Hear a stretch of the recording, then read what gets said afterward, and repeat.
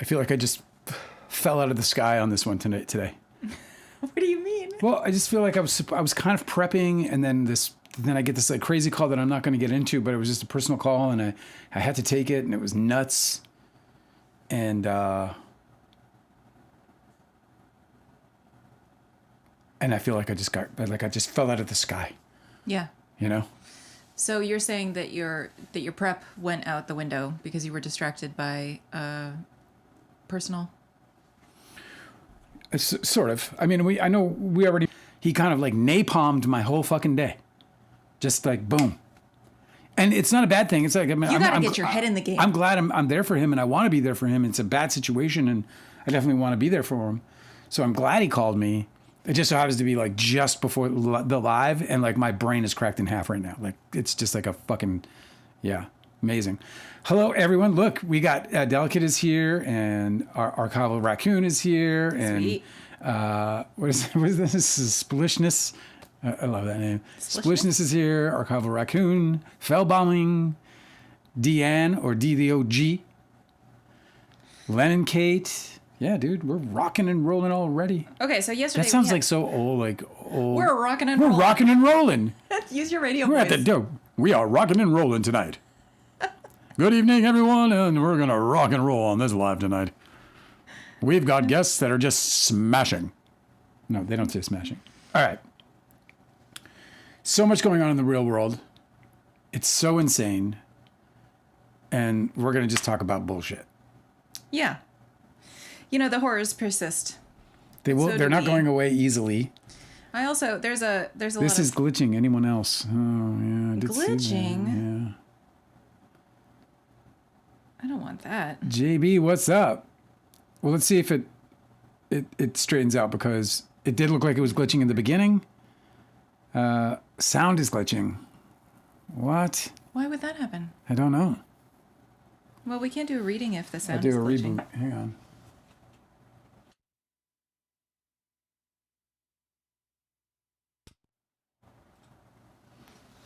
See if I can hear it.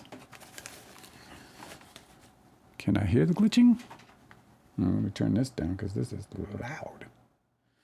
Yeah, I can't hear the glitching on my side, so I wonder if it is not glitching for me, says JB. Okay. And I can't hear it glitching JB? on my... JB is here. Justin Baldoni's with us. No. He's like, I would like to hear my deposition read. I just want you to know, everyone out there, that what we're doing matters, okay? Because they're listening. Do you remember that? There was an influencer that did that. Do you remember that? Oh, yeah, I do remember that. Yes, that was Dana. Dana. Mm-hmm. I don't know who that is. Oh, it's an influencer. That's her name. Her name is Dana. She's known by Dana. She was talking about how she was personally speaking with Baldoni's team, and then later claimed that she never had any contact with Baldoni's team. But yeah, she was saying what we're doing matters. They're listening, you know, because she was in direct communication with them. I apologize. Here we go. I think I know what I did wrong here. What happened? You guys should be fine. You good? Yeah, we should be good now. What was it? I actually had to... I turned down... Nothing. I don't want to get into it. Okay, fine. I fixed it. That's what's... I don't what even matters. want to know. All right. That should be better. You guys should be okay now, right? Oh, man. Yeah, there we go. I forget this thing. Like, because I turned it down because it was blasting in my ears. That's why I don't use it. And you're on the other stream. Because... yeah. We needn't get into the damn details. I'm sorry for the rocky start. Welcome to Two Real Live. I'm Dale Wheatley. I'm here with Angela as usual.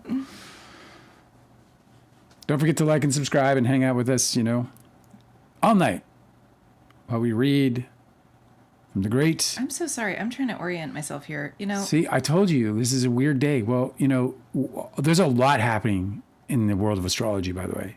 I mean, astrology is going wild. Yeah. Neptune has now ingressed, or is ingressing, in Aries. Correct? And Neptune in Aries... Neptune has just entered Aries. Yeah. And Neptune in Aries... has left Pisces for the last time, which means for the next 14 years, Neptune is going to be in Aries. And there is not a single human on the planet who has lived through that before. Not one person It alive. is a 165-year cycle. Yeah. So it was the last time Neptune was in Aries was about 165 years ago. Also known as the Civil War.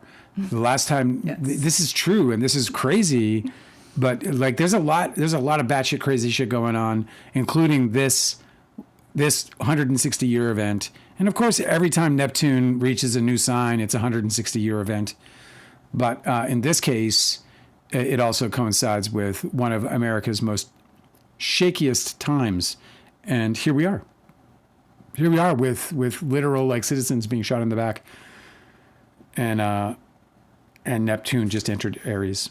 Aries, which is like a war sign. It's Aries is ruled by Mars. It's basically like you can expect people to really fight for their ideologies, Yes. right? Mm-hmm. And that's what we saw last time. Oh wait, do we have to wait? Do we not do Deanne's chart? Do we still owe Deanne a chart? We do. She just said, "Looking forward to my chart." Wink, guys. Oh, wait a second. Did we mess up? I can't deal with this right now. But Well, we'll I'm have to pretty look into sure that. I don't have any pending charts that you sent to me. Wait, a scientist? Are you waiting for a chart? Well, I got to sort that out because I thought we did them all. I thought so too. Oh my goodness. I've been sending things from an astrology email, so maybe they don't recognize me in their inbox. Oh, Angela's been. So you sent it from a different email. Yes, this seems boring to talk about, but I use the email fountainheadastrology@gmail.com. Check for fountainheadastrology@gmail.com, and if you didn't get an email, let us know immediately, and we'll do your chart. I'm sure we still have it, the reading, that is. So yeah, we'll do it. And yeah, if somebody else wants a chart read, let us know before there's too many people here who take us up on the offer. Okay, so sorry about that, by the way. But yes, wild things are happening in astrology, including a Mars-Pluto conjunction, which is also an incredibly fiery and crazy event happening in Aquarius. Aquarius, which is the busiest sign in the zodiac right now. I mean, it's just absolutely tilted with, of course, the sun and a bunch of company. The remainder of this month and February is going to be like a roller coaster. It is like one of the most volatile, most changing, most like you can't ever go back to the way things were type transits and we got an movements. eclipse that's just massive, Right. big, It's like big giant eclipse. Everything's going to change. By the time we get to March, it's going to feel like we all got whiplash. When things like smooth out, February is the end of January and February are dicey. Super fucking dicey. I don't know what it means. We'll see. Anyway. Okay, so here I am. I'm oriented where I marked that I was before. But the other day we were reading where I picked back up and it was not here. And so I'm very confused about where I am. Isn't that frustrating? Yes. Yes. So Do you not have can't you use your pen and make some kind of mark or bookmark now? I don't know if you can do that in the future. You might check it out. I should have, but what I did was I put a little note on my app, on my little notes app, about where I was in the document, and this seems like a line of questioning that I'm not very familiar with. So, Joel, just wanted to go back to something you're familiar with. were we talking about Scooter Braun? Archival Raccoon says it already feels like a roller coaster. Well, that's true, but this is a big, long ride. This is like the roller coaster. You're at whatever, You're at the Six beginning. Flags. Things are going to change. You're at Six Flags and you see, oh, that's a cool roller coaster. And you're like, holy fuck. Yeah. What is that? That's the roller coaster we're on. We're on the holy fuck roller coaster. And it's going to be a minute. See what happens. Yeah. There's no way to get through it but to go through it. Oh, Deanne found it. Oh, wonderful. Yeah, she found it. Great. Let's see if, a scientist, if you didn't get it and we owe you one, let me know. Yeah. Okay, do you recall this question? Okay. Help me out. Asking Baldoni. Did you have an understanding at the time that you hired her that she had extreme animosity towards Stephanie Jones stemming in part from their mutual work on Scooter Braun's account? Do you recall that? I feel like we hadn't talked about that. I don't remember the scoots. Oh, I kind of do remember the scoots. I'm frustrated. I thought I was prepared for tonight, but Sarada is saying that they don't remember us getting into Scooter yesterday. Whatever, let's just sort it out. Whatever. We're just romping around. You thought you knew. You'll just have to find a better way to set it up next time. It's not a big deal. We can survive. Okay, we did talk about the Stephanie Jones Leaks website, okay? Right? Yes. Like this question. Are you aware that Katie Case testified under oath in this case that Melissa Nathan gave her talking points for the copy for the Stephanie Jones Leaks website, including that Stephanie Jones holds clients hostage, that she leaks clients' confidential information, and that she treats her employees horribly? I do recall that. Yeah. Anyway, his answer is, I was unaware. Okay, so I think I know where I am. What I'm going to do is just pick up here. Great. We are ready to go. Okay, so he's still being questioned by Miss Shaw. This is still the deposition for the Stephanie Jones Jonesworks lawsuit. Right. Against Jennifer Abel. Okay? Yeah. So the first part of Justin Baldoni's deposition is all of their questioning. And then the second part, which we haven't gotten to yet, is Gottlieb, I think, is asking him questions for Blake Lively. Okay? Yeah. So I'm just going to... Sorry if this is a little redundant from where we were before, but I'm just going to start at page 190 here. Okay. Do you know that Brian Friedman also represents Rebel Wilson in connection with those lawsuits? He said, I did not. Okay, are you aware that there's text evidence in this case about Melissa instructing Katie Case and Jed Wallace instructing Katie Case about the copy to write against Amanda Ghost on behalf of Rebel Wilson? He says, I didn't even know who Amanda Ghost was. No one showed this text to you? And he said, no. Okay, 68, please. I'm going to hand you what's marked as Exhibit 11. It's a text thread between Katie Case and Melissa Nathan. It's a long thread, but if you can focus for me on this page, she points it out. He said, I have no idea what I'm looking at here. This is not something I'm on, right? She says, the attorney says, no, it's not. You can look at any time. Sorry. You can look at any time at as much of this as you want. I'm going to try and help direct you. I'm going to direct you to start here. So she indicates. They're trying to figure out where he's supposed to read. I'm going to ask you, feel free to look at it anyway. Actually, you know what this attorney says? I'm going to ask you about it, so go ahead and look at it. I'm sorry. You'll see at 9:36 a.m., Melissa texts a screenshot from someone named Scott with a photo. Do you see that? He said, uh-huh. The attorney says, you understand that to be Scooter Braun, right? He said, yes. You know him, don't you? He said, I do. Okay, then down below, Katie Case says, good for you. And Melissa Nathan says, in quotes, he cannot expect us to work with Stephanie. I won't do it. Do you see that? He said, I do. Do you have any understanding at the time that Melissa Nathan had extreme frustration about working with Stephanie Jones on Scooter Braun's account? He said, no. Did you have any understanding at the time you hired her that she had extreme animosity towards Stephanie Jones stemming in part from their mutual work on Scooter Braun's account? He said, no. Have you come to have that understanding at any point since, or is this the first time you're hearing about it? And Baldoni says, this is the first time I'm hearing about it in this way, yeah. Did Scooter Braun ever express to you any issues that Stephanie Jones and Melissa Nathan had about working together for him? And Baldoni says, Scooter and I rarely, if ever, talk. Which I thought was interesting. Me too. Because I thought they were bros. Yeah, well, we actually did talk about this because I was like, this is the grift. There's the grift. And I said that then as well. Yeah, that Scooter Braun is like... This is like the grift. This is interesting. So if he has animosity towards Stephanie Jones and he is funding Melissa Nathan to steal her client, Justin Baldoni and Wayfarer, away from Stephanie Jones, that seems like something that lines up. Right? I mean, and to get all that business at TAG? Oh, yeah. He's backed by... Scooter Braun would know that he's backed by a billionaire because he appeared on the Man Enough podcast. I would love to know how much money TAG has pilfered out of all this. Very, very interested in that.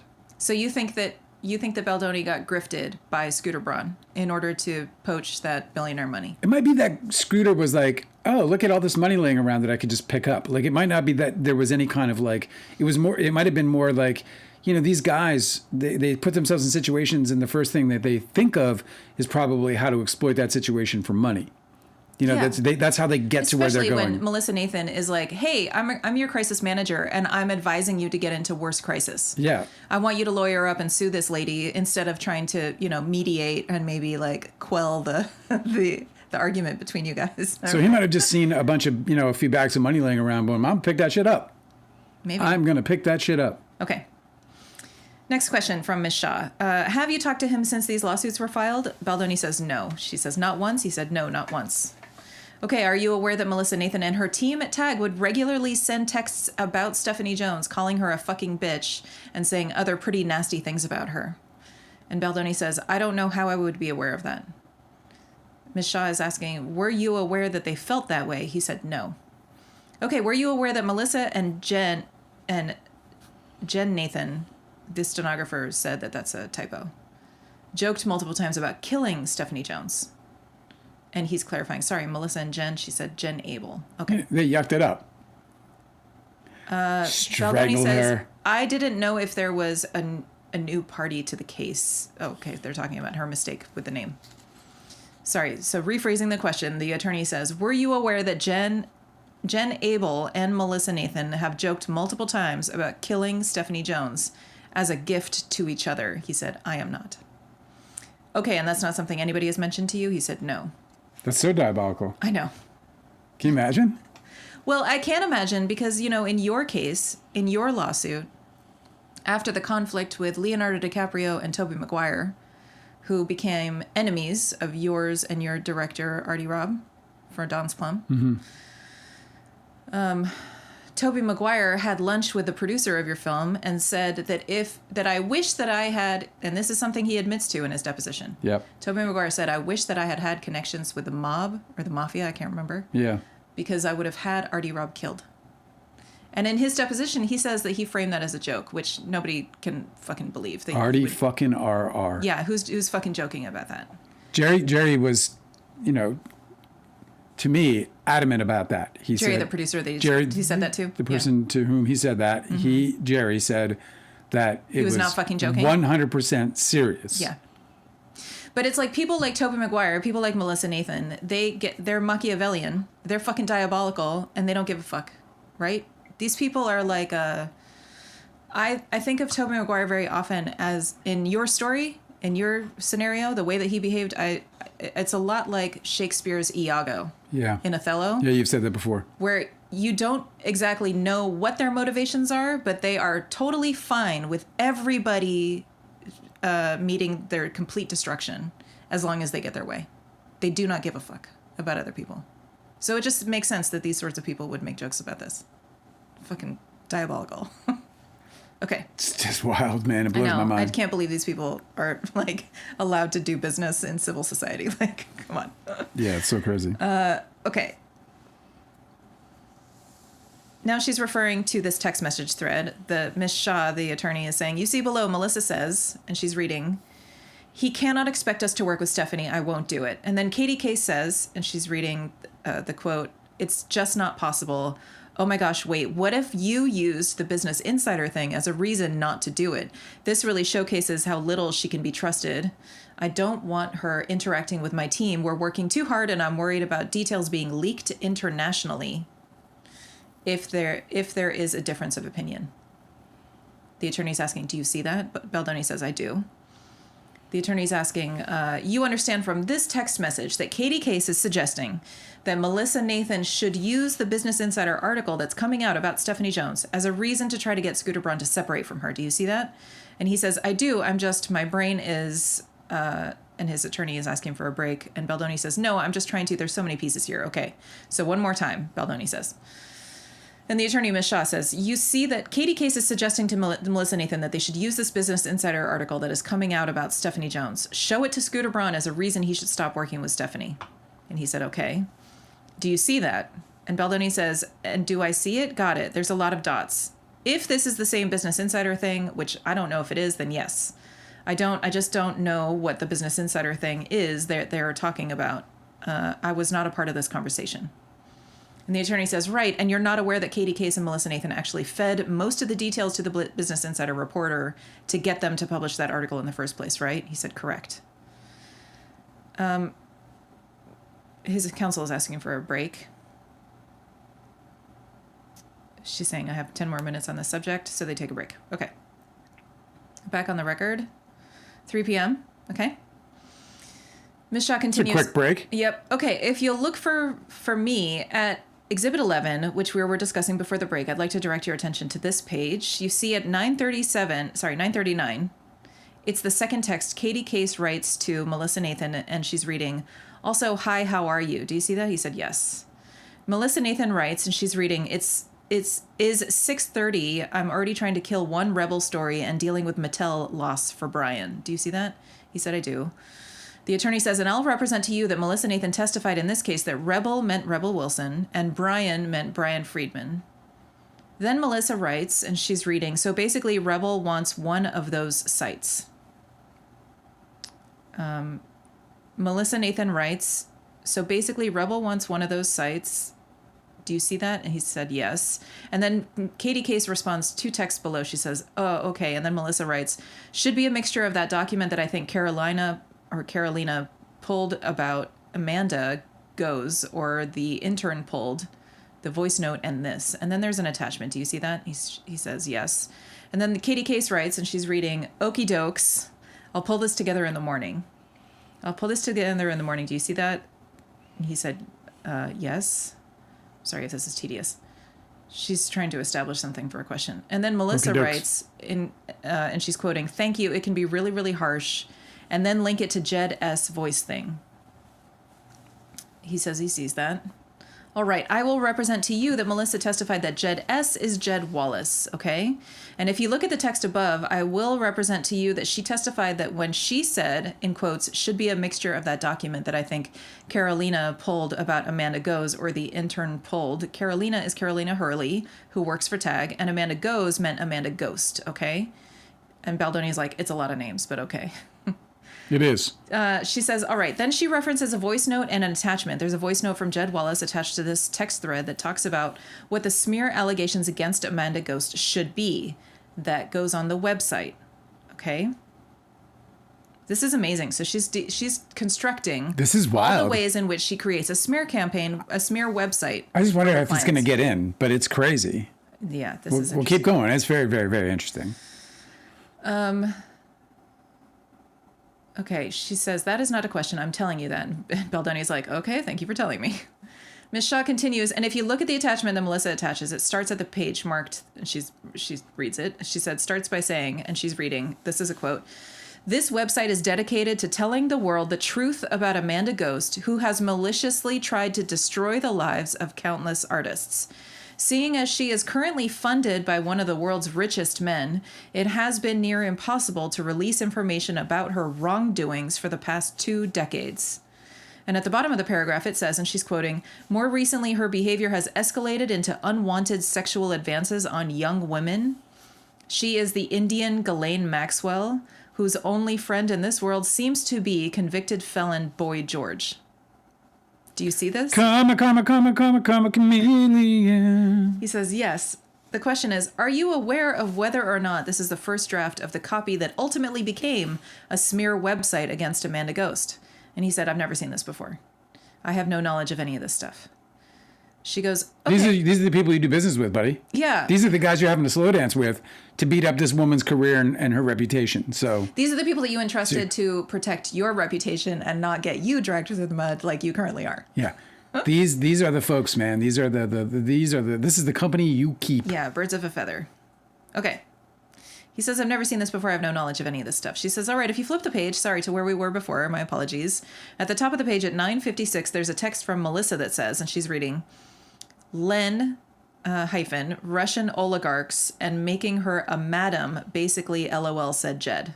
Do you see that? He said, uh-huh. I will represent to you that Melissa testified that Jed meant Jed Wallace. And then Katie Case writes, and she's reading, this is a quote, oh my God, LOL, okay, this one will be fun. Do you see that? He said, I do. Okay, flip the page, next page. There's a text from Melissa Nathan at 1:58 p.m. in the middle of the page where she says, and she's reading a quote, I have to drive to this fucking meeting. Do you think you'll have that copy for Jed today? Because I need to make it really hammy. Do you have that copy for Jed today? So is Jed building the website? What is going on? I thought Jed only does monitoring. He does. It's true. You have to believe him. Do you see that? He said, uh-huh. And Jed meant Jed Wallace. If you go down later on the page, Katie Case says at 4:02 p.m., in quotes, is Jed doing anything on Justin? I'm having Zoe monitor, but that's not the same, LOL. Do you see that? He said, I see it. Okay, and I will represent to you that Jed meant Jed Wallace and Justin means you. Justin Baldoni goes, great. If you flip the page, Melissa Nathan says, and she's reading, this is a quote, not yet, they've not signed him on. Katie Case writes, erg, I wish they'd get a move on. All they care about is social right now, and we can't do anything about it, LOL. Also, what are we supposed to do about a journalist calling her? Like, do your job, Jen, LOL. And then Melissa writes, in quotes, Jed and Brian asking me for copy, LOL, kill me. Do you see that? He said, I do. All right, and I will represent to you that Jed is Jed Wallace and Brian is Brian Friedman. Do you see that? He said, I do. All right. Did you have any knowledge before I just showed you this document that this has been produced in this case? He said, no. Okay. Would you be surprised to learn that Katie Case testified that Melissa Nathan worked with Brian Friedman and Jed Wallace to create a smear website against Amanda Ghost on behalf of client Rebel Wilson? And Baldoni says, I believe I would be surprised. I am. Look at me. Look how surprised I am. Question. Okay. Is that something you would have wanted Melissa Nathan to tell you about when she was representing you and suggesting that you bring Jed Wallace on to handle socials? And Baldoni says, I don't know if I would have expected it because I didn't know it existed. Okay. The question is, if Melissa Nathan and Jed Wallace had a practice of creating smear websites and smear social media accounts against adversaries of their clients, is that something that you would have wanted to know before you decided to hire both of them to help you against Blake Lively? And Baldoni says, I would imagine so, yes. Wouldn't it be so? But as usual, if he was probably just fucking, curled up in the fetal position saying, help me, help me, help me. Yeah, Did you see his birthday photo? Did you see the birthday photos and the video and shit that TMZ let out? He's in there. He was in Costa Rica for his birthday. He's the birthday boy recently. This I didn't know. Mm-hmm. Yes, and he was in Costa Rica. He looks super ripped. He looks like he's been like taking it out on the barbells. Yeah, he's ripped. The guy looks like he's total like V. He's always been ripped. No, he's way more ripped now. Yeah, if he's surfing, he's fucking angry. He's like, fuck you, fucking, What, Emily? Oh, I'm sorry. You're not the problem. I guess his back feels better. That's good. Well, I don't know, because it was just his shoulders and his chest. So maybe he's just sitting there like 1001, 1002. Maybe. Who knows, man? He's probably doing fucking breath work exercises or some kind of shit. Okay. This question from Miss Shaw. She's changing the subject. This is a bit of a content warning. What do they call it? A little yeah. A little bad words coming up here that I'm just gonna read because they're in the. This is some gnarly shit. Yes. There's some gnarly shit coming up. Okay. If you're triggered by gnarly shit, then you might want to earmuffs. Trigger warning. That's what I was looking for. Trigger warning. Okay. Miss Shaw, the attorney, is asking, do you know who the Alexander brothers are? Baldoni says no. Neither do I. Have you ever heard of three brothers with the last name of Alexander who are real estate agents in Miami who have been accused by many women of rape and sexual misconduct? Wow. No. He said no. Me either. Okay. Are you aware that Katie Case testified under oath in this case that she also worked with Melissa Nathan and Jed Wallace to create a smear website about the victims of the Alexander brothers on their behalf? These people, Hades kicked them out. Do you know what I mean? Like Hades was like, get the fuck out of this underworld, bro. You guys are too dark for me. Straight to fucking jail for 1,000 years. Like, I don't know. Wow. What do you do with people like this? And this is the people you're hiring, man. These are the people you're working with. Oh my God. Well, if there's one lesson that we all should learn from it, it's do your fucking due diligence. Holy shit. Baldoni says, as I said, I didn't know who they were, so I didn't know anything else.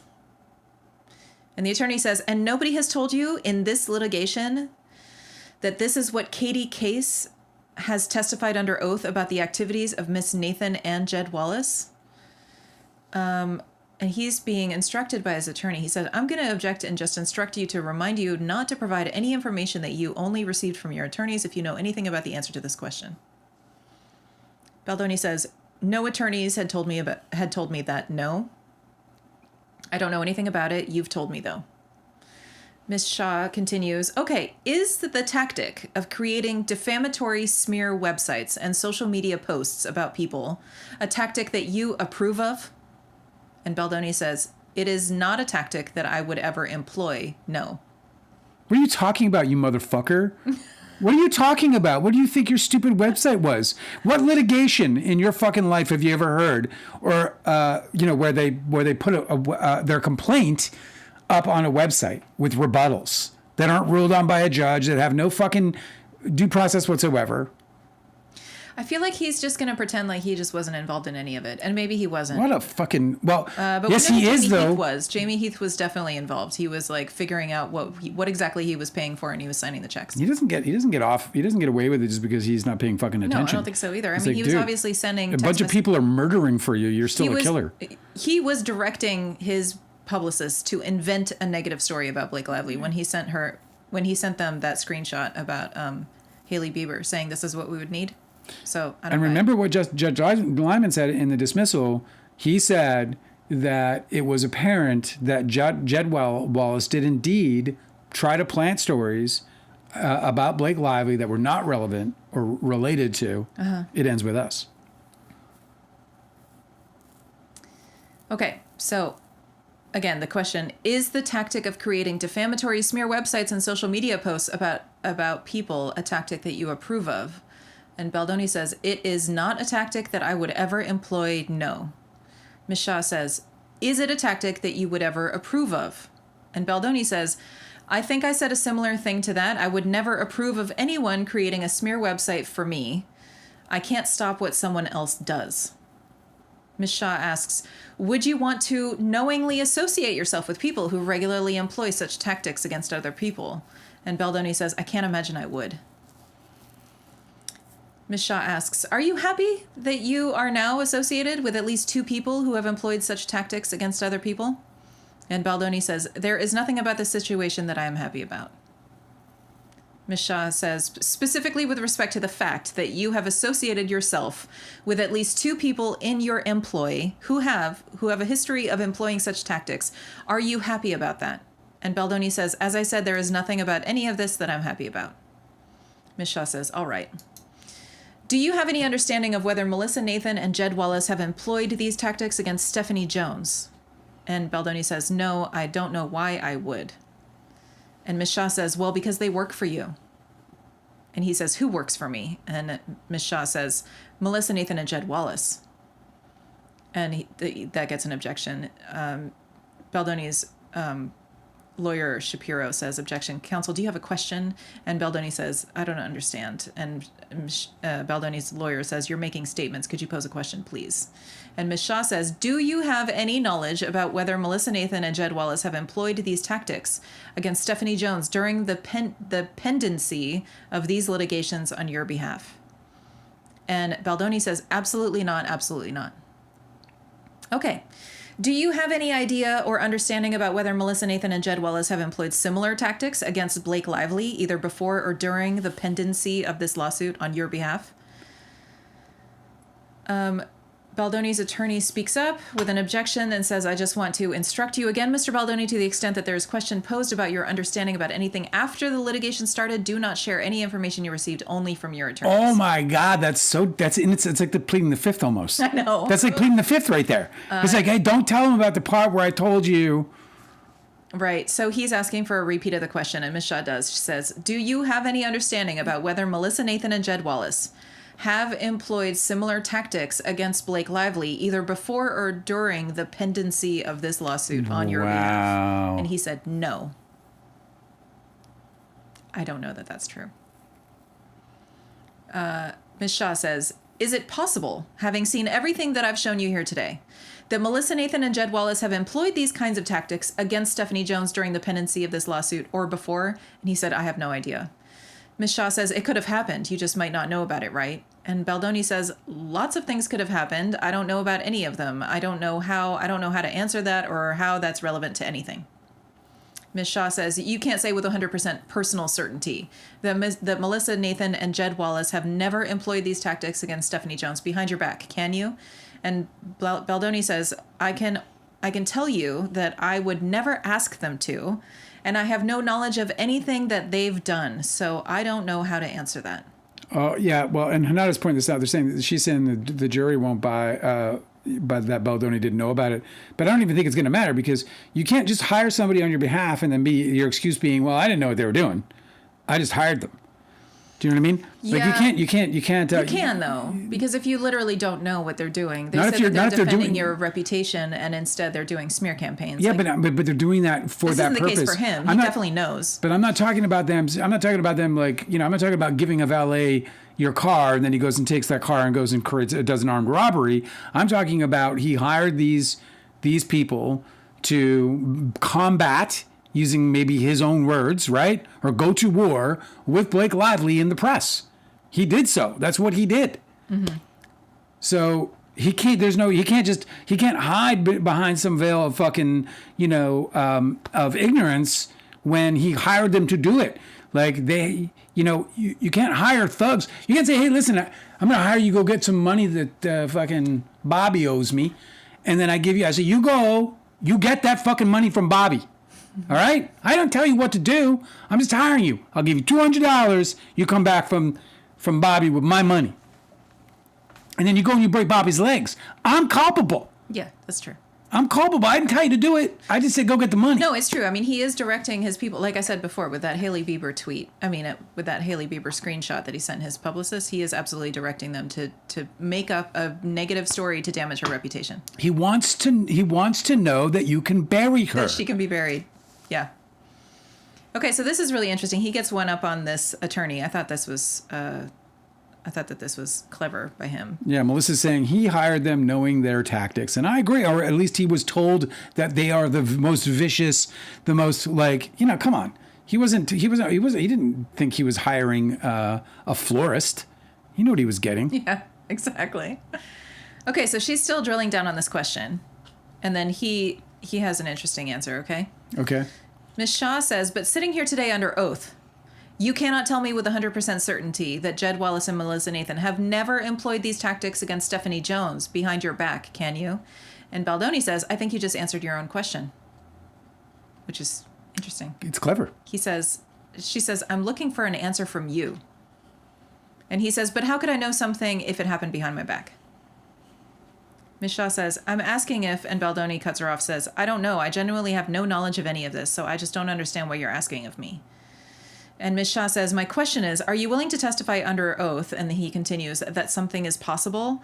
And she says, with 100% certainty that it didn't happen? And Baldoni says, no, because I couldn't testify either way that it didn't happen or did happen because I'm not part of it. I don't know anything about it. Ms. Shaw says, okay, are you able to testify with 100% certainty under oath that Melissa Nathan and Jed Wallace didn't employ similar tactics against Blake Lively behind her back? He said, my answer is the same. Ms. Shaw says, which is no, you cannot testify with 100% certainty that it didn't happen. And his attorney speaks up with an objection. It says, can we ask him questions that he has knowledge of? This is completely out of bounds. Ms. Shaw says, with all due respect. I'm going to ask him the questions I want to fucking ask him, and you're going to shut your mouth. They bicker. And the stenographer is trying to keep up, okay? Yeah. So Shapiro, Baldoni's attorney, says, published the fight? Can we ask him questions that there's like crosstalk, right? Can we ask him questions he has knowledge of? This is completely out of bounds. And Ms. Shaw says, with all due respect, and Ms. Shapiro goes crazy. And Ms. Shaw says, you're limited to non-speaking objections. Make your objection. And then the stenographer just goes, in brackets, crosstalk.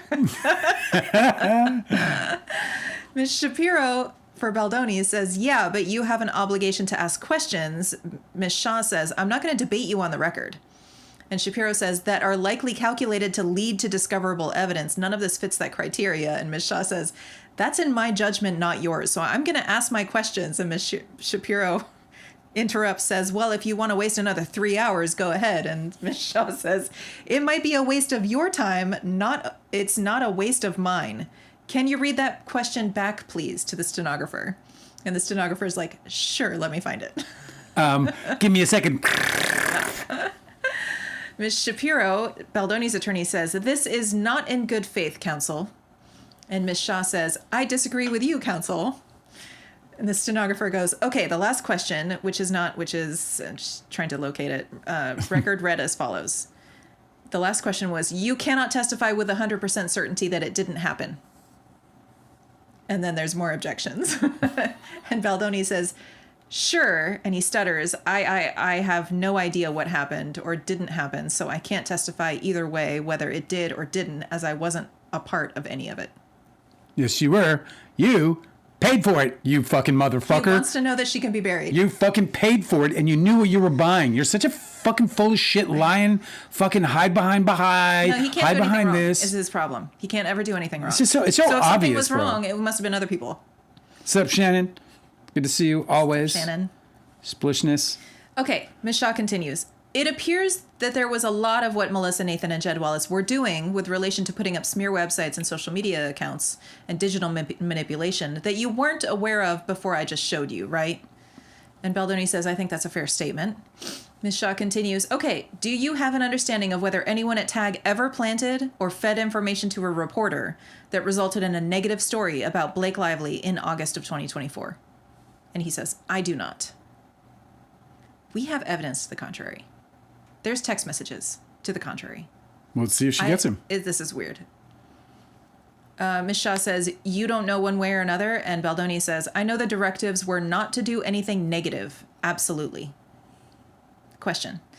And if someone from TAG has testified in this case that they, in fact, did plant a negative story about Blake Lively, that's not something you were aware of? He said, no. Are you aware that Brianna Butler Coslow testified under oath in this case that she deliberately leaked information to the Daily Mail in August of 2024 that resulted in a negative story about Blake Lively? He said, I was not. No one has told you that since she testified? Guy just got slapped about the face, bro. You cannot lie in a deposition because they will catch you. Okay. Hey, she says, huh? Kajra says, hi, Dale and Angela, long-time lurker, first-time commenter. Oh, hey. Welcome. Welcome to the I've been looking at them numbers going, somebody's not commenting. I wonder who it is. It's her. Got you. She's been discovered. We finally lured you into the light. Well, I'm glad you're ready to come out and speak, because I'm sure everyone will enjoy your company. That's great. Long-time listener, first-time caller is pretty great. I love that. Okay. I like the way I like her spin. Okay, next question. So no one has told you that since she testified? And he said no. Ms. Shaw says, if that had happened in August of 2024, is that something that as TAG's client, you would have expected they run by you before they did? And Baldoni says, TAG had very clear directions to not create anything negative. That is just simply not fucking true. I can't believe this. We know this is not true because we know he said we need something like this. We know that he said unless Jennifer Abel was lying to Melissa Nathan when she texted Melissa Nathan saying he wants to know that you can bury her. We know he said that. We also saw in his own text, she wants war, we're going to go to war. There's a whole text message thread where he is sharing an idea that him and Steve Sarowitz cooked up about how to drag Ryan Reynolds, right? Like, I don't believe for a fucking second that he said that he's telling the truth when Baldoni says, in quotes, TAG had very clear directions to not create anything negative. Is he just unaware of what negative is? Like, does he not understand the fucking question? I don't understand. The weirdest I'm going to continue. Yeah. Ms. Shaw says, and if they did create something negative that resulted in a negative story about Blake Lively, is that something they would have expected, and she corrects herself, you would have expected them to tell you about? And Baldoni says, I would have expected them to tell probably Jamie. I was not in communication every day about everything. Ms. Shaw goes, okay, what's your understanding? And then she restarts. You testified earlier about a truce that you believed was in place between your camp and Blake Lively's camp with respect to media, right? He said, yes. And your understanding is that truce had been brokered between Melissa Nathan and Leslie Sloan, right? And he said, that's what was relayed to me. Do you have any understanding of whether or not and how that truce may have been broken? He said, I don't know. Okay. Do you think someone from TAG deliberately leaking negative information about Blake Lively in order to plant a story about her in the Daily Mail broke that truce? And he said, I don't know. Ms. Shaw says, well, the truth, and then she corrects herself, the truce was to not put out any negative stories about each other, right? He said, yes. And so, if someone from TAG did, in fact, put out a negative story about Blake Lively, you would agree with me that that broke the truce, right? And Baldoni says, I'm sorry, let me go back. My understanding of the truce wasn't negative stories. My understanding of the truce was to not be in touch with any reporters about any of that, anything. So I don't think it was just negative stories. It was commenting on the current speculation. It was shut the fuck up. Everybody shuts the fuck up. Yeah. Okay, so if the truce was to not be in contact with reporters about anything, and Baldoni cuts her off, and he says, anything related to the speculation about what people were talking about. And Ms. Shaw continues, sure. If the truce was to not be in contact with any reporters relating to anything about the speculation about what was going on between you and Blake Lively on the film, you would agree with me that somebody from TAG planting a negative story against Blake Lively broke that truce? And he says, if that's what happened, then I would imagine that that would be accurate. I don't know if that's what happened. I wasn't there. Ms. Shaw says, well, you were there. You just didn't know, right? And Baldoni says, well, this is the first I'm hearing about any of this, so I don't know. Ms. Shaw says, okay, are you... How do they not prepare their client? Like, how do they not know? They know this is coming. They know. I mean, it's so weird because you would think they would have prepped him and said, look, you're probably going to get questions about... But I guess they don't want to tell because, I mean, it's privileged. He can sit and tell his client everything under privilege, and none of that would have to come out in his testimony. It's just weird to catch him so completely off guard because it's so good for Blake Lively. I mean, he's not going to win anything. He's not going to get dismissed from anything because he didn't know that the people he hired were committing these crimes against somebody. That's not going to fly. I still maintain that there's like 2 extraordinarily damning text messages from him to his publicist. I agree. I think he's lying through his fucking teeth. I think this is what we would need about Hailey Bieber. Yes. And the second one is him relaying the made up story that Steve Sarowitz apparently and him cooked up about Ryan Reynolds being a scab, and not trusting of like being anti-feminist, right? Yeah. Not trusting the female screenwriter. Yeah, and then there's the email. So those are negative stories that came directly from him, suggestions that he is directing his publicist to use to create negative press for Blake Lively and her family. Yeah. So like he can't. None of this can't be true. And you're not including like he had like the we're going to go to war communications. I can't remember whether it was emails or what it was. So much more. But there's like a handful of other communications that talk about him wanting to go to war. If she wants trouble, she's going to get trouble. All this kind of sentiment. But to your point, I don't think it's a defense for him to say, I didn't know what they were doing. No fucking way it is. There's no way. You kidding me? It's just like the idea like, oh, she was an independent contractor, so she gets harassed. What are you trying to say? And that's the other thing about like where Baldoni supporters kind of throw me for a loop, because it's just like when they're saying that, I'm like, so you're saying that he did do it but he's not culpable? Right. So you're saying he did do the harassment? You're saying he did do it, but he's not accountable because she's an independent contractor? Is that what we're saying? Is that the communication here? You can't have both. Because you can't have both. Right. Okay. Continuing. He said, well, this is the first time hearing about any of this, so I don't know.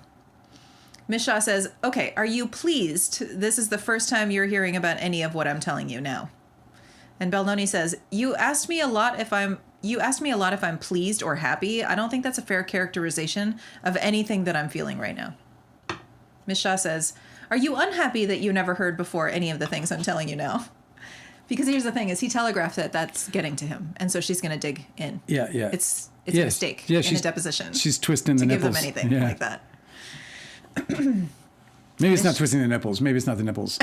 Maybe it's like when you get the thing behind the back. Oh yeah, what's it called? I don't know. What's that called? Chicken wing. I don't know what that is. Is that another broken? Is that a hockey wing thing that you guys do? No. I was thinking about that scene in your book where you talk about. I love Junk Farm is like, they are super mad that Blake found out about the texts. I mean, that's what it is. I mean, they're just... Yeah, especially the text where they say, most importantly, no fingerprints. No fingerprints. Totally untraceable. Yeah, and then they pull all the signal shit. Yeah. Come on, bro. Writing's on the wall. Okay, so the question is, are you unhappy that you never heard before any of the things I'm telling you now? And Baldoni says, if they turned out to be true, then yeah. That would be an accurate feeling of what I would feel. But I haven't been able to do any of my own investigation. You're just telling me, and I'm hearing and responding to you. So you think a lawyer, while examining you under oath, while your lawyer's sitting right fucking next to her, is just fucking spewing out lies to you, while your lawyer just sits there and twiddles her thumbs? Also, he has a bunch of other It's Shapiro. It's Shapiro. It's Diddy's fucking star attorney. Right. And she's sitting on her thumbs, sitting on her hands while this woman's belting out lies. He also has a bunch of other testimony where he says that he says, but I haven't been able to do any of my own investigation. Well, he doesn't ever do any investigating in anything. He was asked already, did he read the New York Times article that was the basis of his entire lawsuit? And he says he never did. So he doesn't do any investigation. So. There's a lot of pictures of him at beaches, though. Hey, you know what? You can be jealous. I am. I know. I thoroughly am. Yeah. All I've ever wanted was nice pecs. Oh, nice pecs? I thought you were talking about beaches. No, I was just giving you a twist. You see how I do that? Yep. I just made a twist. What are you, a writer or something? Okay. Ms. Shaw continues. If it turns out that all of these things are true, do you wish in hindsight that you had followed Stephanie Jones's advice about Melissa Nathan? And Baldoni says, I don't even know how to answer that. Do I wish in hindsight? So if everything you're saying is true, do I wish in hindsight that I had followed Stephanie Jones's advice back last year before hiring Melissa Nathan? And Ms. Shaw goes, uh-huh. He goes, I can't answer that. And she goes, do you still have no regrets about hiring Melissa Nathan? And Baldoni says, as I said, I really try to not have regrets. It works. That works for you. Look where you are. I know. No regrets, huh? Ms. Shaw says, so is that a no? And Baldoni says, I don't know. And I don't mean to laugh at your questions. Because they're so frustrating. Because it's like, it's a terrible question because I think they're sitting there, potentially, if not Melissa Nathan, certainly the attorney from Melissa Nathan is sitting there. Mm-hmm. He knows it's going on record. He knows it's under oath. Yeah. He knows that he knows, I think he already knows that the answer is yes, that he regrets working with Melissa Nathan. I think he wants to say that, or that he would regret working with her, were everything that she just said true, and it is. You got fucking smoked, bro. You got batted about the head because you panicked, because you can't hold yourself accountable for the mistakes that you fucking made. Here's the thing, is when you are in a situation where you need somebody to protect your reputation, you're in a really bad situation. And you had better not align yourself with somebody who's going to further destroy your reputation. He just didn't understand that the best protection for his reputation was the action that he was going to take, not who was going to, do it on his behalf. It was going to be what you do that is going to determine ultimately the reputation that he has. Look, he's got all these stands, right? They come here and they try to make a mess of our chat, and they downvote us and all this other shit, and they go and they follow all the other influencers who just want to feed off of this like some fucking hungry school fucking piranhas. But the reality is that that these guys, that Justin Baldoni is in a fucking bad mess that he created for himself, and he hides from it. I don't understand why, when he thought that he had to go on the defensive because he thought that Blake Lively was going to come out with a story, why he didn't decide instead to call for mediation, to call for some sort of resolution where they could meet together and she could make sure that she has everything that she needs and that we can sort of put all this away like grown-ups. Yeah. I don't know why he wanted to go and do like secret dark arts, like media manipulation, instead of like just going to her and being like, what can I do to help make this better and make this go away? I feel like all of this would have been completely in the past and he could have gone off and done, there wouldn't have been a reason to sue. It's what people with sincere humility do, and with that's what people who are actually defensive and want to protect their company do. They're like, oh, there's a problem. Somebody's angry with us. How can we fix it? Instead of like obviously making it fucking worse. It's just really strange. I don't understand. He just got so tilted. Okay. So at this point in the deposition, they have a problem with the Wi-Fi and they're trying to coordinate how to get their iPads working again. But back to the questions. Shannon says, the only thing I've learned from this whole ordeal is that celebrities write novel-length texts to each other. I didn't even know that you could write a long a text that long. I'm really appalled by that too. Not appalled. I'm really surprised by that too because I can't imagine any of these people have time. I've written some scrollers. Really?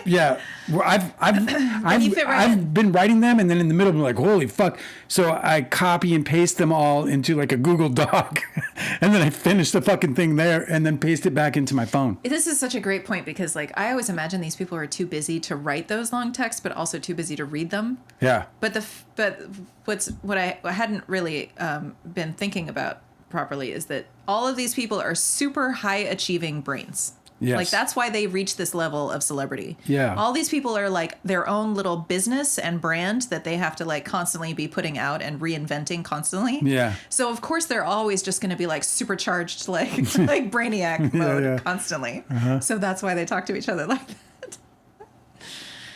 Man, it sounds exhausting, actually. It does. Okay.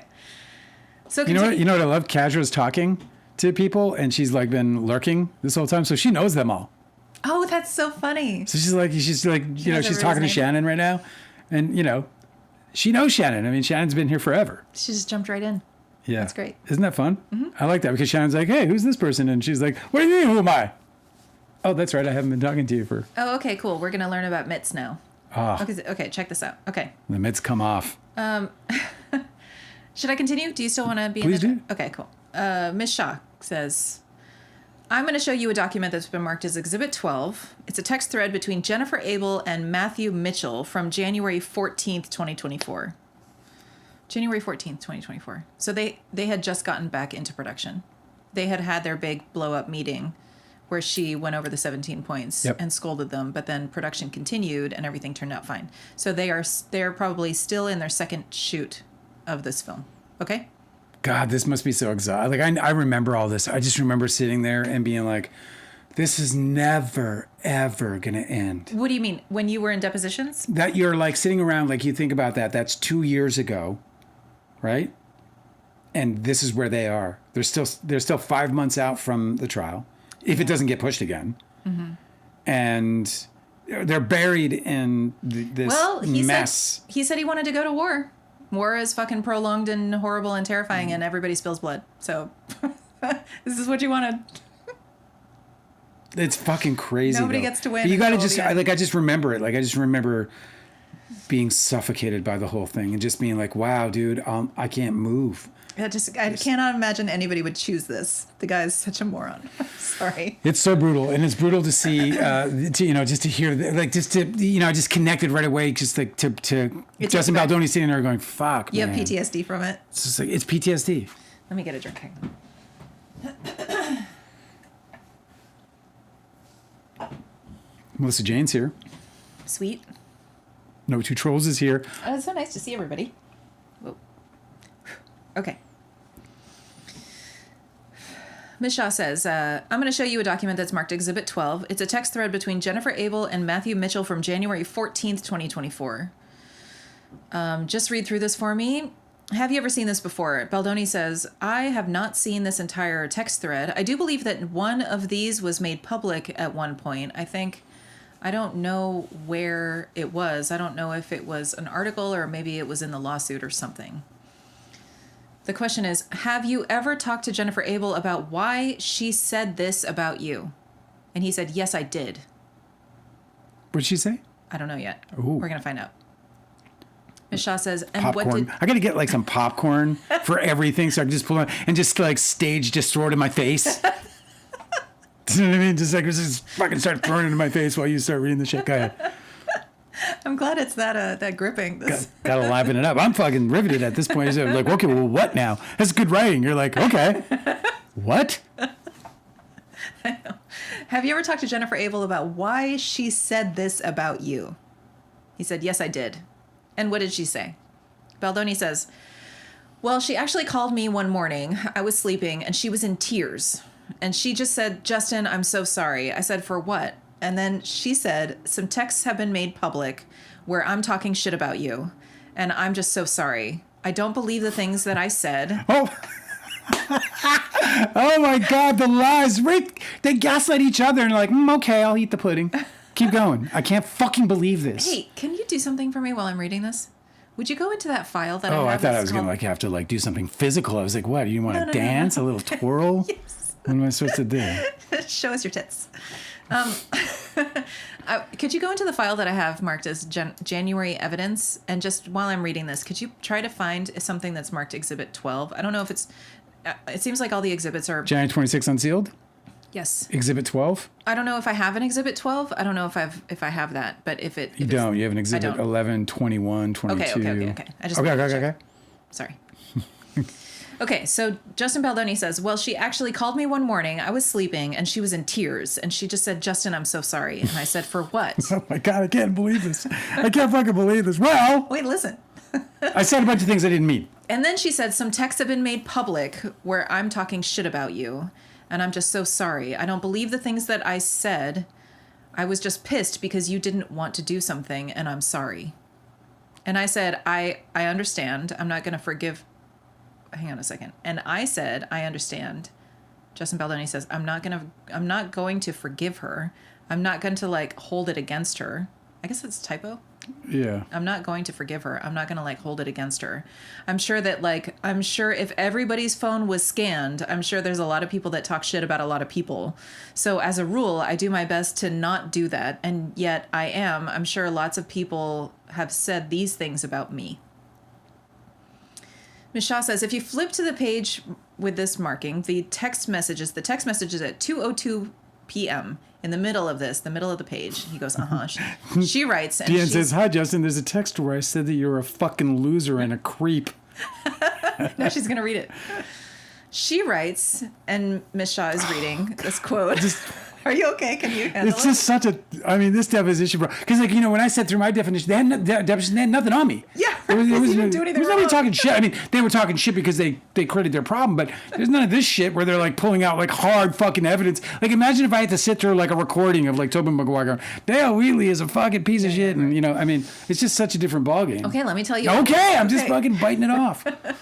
She writes, and Ms. Shaw is reading, this is a quote, he may fire us because even if we put together an amazing campaign, it's not going to change the fact that he's so unlikable and unrealistic as a leading man. There's no chemistry with him and Blake.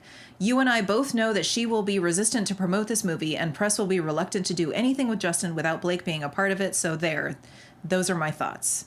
Do you see that? He said, I do. Have you ever seen this part of the text message before? The part where no one likes you? She said, have you ever seen this part of the text message before? And Justin Baldoni says, I don't think so. Oh, shit. Ms. Shaw says, you left Jonesworks to go with Jennifer Abel as a publicist after she was fired from Jonesworks, right? He said, I'm not sure I agree with the framing of your question. Ms. Shaw says, which part do you not agree with? And he said, can you ask this again? And Ms. Shaw says, you left Jonesworks to go with Jennifer Abel as a publicist after Jennifer Abel was fired from Jonesworks, right? And Baldoni says, I don't know the sequence. I know that Jennifer had put in her notice, so I'm confused by the way the question is asked. Ms. Shaw says, let me ask it a different way. Fucking guys just wants to reframe everything so that it fucking suits his... It's such a stupid fucking conversation you're having, dude. She left Jonesworks and you went with her. I'm with him on this, though. You don't want the lawyer that's questioning you to put words in your mouth. Right. So you want to make sure that you are stating things very clearly for the record. Oh, so now you're on Justin Baldoni's side. Okay, fine. Yeah, go ahead, exactly. continue. Go ahead, fanboy. Yeah, that's me. All the way through and through. That's me. I guess you say fangirl, but whatever, I'm a chauvinist. Okay, Ms. Shaw says, let me ask it a different way. You left Jonesworks to go with Jennifer Abel as a publicist after she left Jonesworks, right? He said, yes. Why was that fucking difficult? Well, because he doesn't know about... Included in the question was that she was fired, and he doesn't know that that's true. Okay? Okay. So Ms. Shaw says, why? And Baldoni says, because she was my publicist for years before, and I trusted her. Ms. Shaw said, do you still trust her? And he said, I do. Oh, my God. Holy Mr. fucking Insanity. Mr. Insanity. Oh, my God, bro. Ms. Shaw says, okay. How can you fucking trust these people and have such a beef with Blake Lively? How can you on the one hand be like, these people are cool, and they're literally in writing fucking calling you to shit, yeah, and you hate Blake Lively? That's a really good question. I just don't understand where the fucking... He was like, how does it, it's true. One gets to join the club of fucking Justin Baldoni? It's just bizarre behavior. He's very selective in his alliances, and they don't really She can hate me. She can hate me. You can't hate me. But she can hate me. Go ahead. Hate me. You shut your mouth. You can hate me, though. Go ahead. What is going on? I like her. She hates me right. That's basically what it is. She fucking hates me the right I know, way. seriously, he's a fucking masochist. Do you still trust her? He says, I do. I do. I do. You're just being fucking... Oh, you're such a tool. All right. Ms. Shah says, okay, have you seen any documents or text messages in this case or otherwise, where Stephanie Jones is talking shit about you the way Jen Abel was? And Justin Baldoni says, I haven't seen any documents about Stephanie Jones But let's get into it. Let's go. Rip them out. I'm sorry. I'm just jacked by this whole thing. Justin Baldoni says, I haven't seen any documents about Stephanie Jones in general, to my knowledge. She said, okay. Are you aware that after Wayfair onboarded Tag as its crisis publicist, Katie Case and Melissa Nathan were joking about whether your faith was a cult? And Justin Baldoni says, I was not aware. Oh, now them's fight. Now how do you feel about it, motherfucker? Keep going. Ms. Shah says, what do you think about that? And Justin Baldoni says, well, I think anytime somebody makes a religious joke, I think that's not okay. It seems to have happened a lot in this case. And Ms. Shah says, including from your own publicist, it seems. And of course, that gets an objection from his attorney. I object to that reality. Justin Baldoni says, if you want to show it to me, I'd be happy to see it. I haven't heard anything. This is the first I'm hearing about it. And Ms. Shah says, sure. I love it, Tab, Nicole. Show me the video. I want the video. I just want to hear her go, oh, absolutely, sure. Here we go. I got that here for you. Sure. Tab 139, please. I'll show you a document that's marked as Exhibit 13. Do I? Oh, my God. I don't have that, right? It's just feet. What is it? Exhibit 13. Let me see. I don't know. You might have. I'm so excited. I want you to. You probably don't. I'm still collecting them, so this isn't complete. No. Fuck. It's the one you have. Oh, no. 13? I don't. Okay. Hey, no, just hold your Ms. Shah says, it's a text thread between Katie Case and Melissa Nathan from August 4th, 2024. Oh, my God. Have you seen this before? Justin Baldoni says, I have not. Were you aware that Katie Case and Melissa Nathan were texting things like this about you while they were on a call with you? And he said, I was not. What do you think about that? What is it? Listen. Baldoni says, I think that they have every right to say whatever they want. But Blake Lively doesn't? That's fucking rich, right? But Blake Lively doesn't? I think they Ryan Reynolds doesn't? I think they have. Taylor Swift doesn't? I know. Ryan Reynolds doesn't. I don't? He got sued for talking shit that he believed to the agents. How does that? at WM. Why is it so selective in this fucking guy's world? Baldoni says, I think that they have every right to say whatever they want. Okay, so what are you doing then? Yeah. Ms. Shah says, did Jennifer Abel ever warn you or Jamie Heath or Tara Hanks against hiring Melissa Nathan before you brought her on as crisis communications? And he said, not to my knowledge. Who? Who warned? Who? Did Jennifer Abel ever warn you about warn them, the Wayfair parties, about against hiring Melissa Nathan? Not to his knowledge. He said, not to my knowledge. And they're done with that exhibit. I can't. I guess they're talking shit about Justin Baldoni on a call, but I don't know what they. God damn it! I wish we had that. I know. I'm gonna look for it. Oh, I want it so bad. Was there a place I can go now to get it? Yeah, you can go to the docket. What's it called again? Let me just. Oh crap! I can forward this to you. I'm sorry. Let me just do this 2 seconds. Oh, I gotta know what they said. He's just getting slapped about the fucking head. Hang on a second. Let me just see if I can do forward. Here we go. So this is the link to the docket. You sent it to my Gmail or something? Yeah. Okay, continuing. I'm going to show you what's been marked as Exhibit 14. It's a text thread between Jen Abel, Jamie Heath, Stephanie Jones, and Tara Hanks, dated... Every time I see Tara Hanks, I go right to Tom Hanks. Yeah. Every time. Dated July 26, 2024. So this is like weeks before the premiere, okay? Just read through this for a moment if you'd like. If you look at the middle of the page, there's a text from Jennifer Abel that says, and she's reading in quotes, "Thanks all. As per our conversation, I also had a negative experience where I confronted her with lies and shady behavior and the attempts to poach, and I had to get the client involved to straighten out the situation." Do you see that? And Justin Baldoni says, I do. Justin Baldoni continues, there was a width I confronted her. You added a with, but just for the record. So he's saying that she misread the quote. Miss Shaw says, okay, I will rely on what the document says if I misread it. Do you know whether or not this conversation that she refers to, or this text thread, has to do with Jennifer Abel's prior experience with Melissa Nathan? And Justin Baldoni says, I'm not on this thread, so I don't know. Miss Shaw continues, did Jamie Heath or Tara Hanks ever relay the substance of that conversation or this text thread to you? And Justin Baldoni says, I don't believe so. Ms. Shaw says, Tab 86, please, I'm going to hand you a document marked Exhibit 15. For the record, this is a text thread between Jen Abel and Matthew Mitchell, dated April 5th, 2024. Do you see this? He says, I do. All right. If you go to the text starting at 2:02 p.m., you see that Matthew Mitchell says, and she's reading a quote, MN, for Melissa Nathan, kind of talks out of both sides of her mouth. And then Jennifer Abel responds, you think? She's a piece of shit. I honestly used to like her, and now I see her for how she really is. And then Matthew Mitchell writes, and she's reading a quote, she's manipulating things, but he's also covering and keeping her on because of the debt owed to hyphen somebody. It's gross. TBH. Do you see that? He says, uh-huh. Did Jen Abel ever relay to you that she thought, at least at some point, that Melissa Nathan was a piece of shit? And Justin Baldoni says, I'm sorry, I'm almost done with the document. Would you mind re-asking your question? And she said, I will ask it this way. Ms. Shaw says, did Jennifer Abel ever relay to you any negative sentiment she ever had about Melissa Nathan before she recommended that you bring her on as crisis communications? And he said, no. Okay.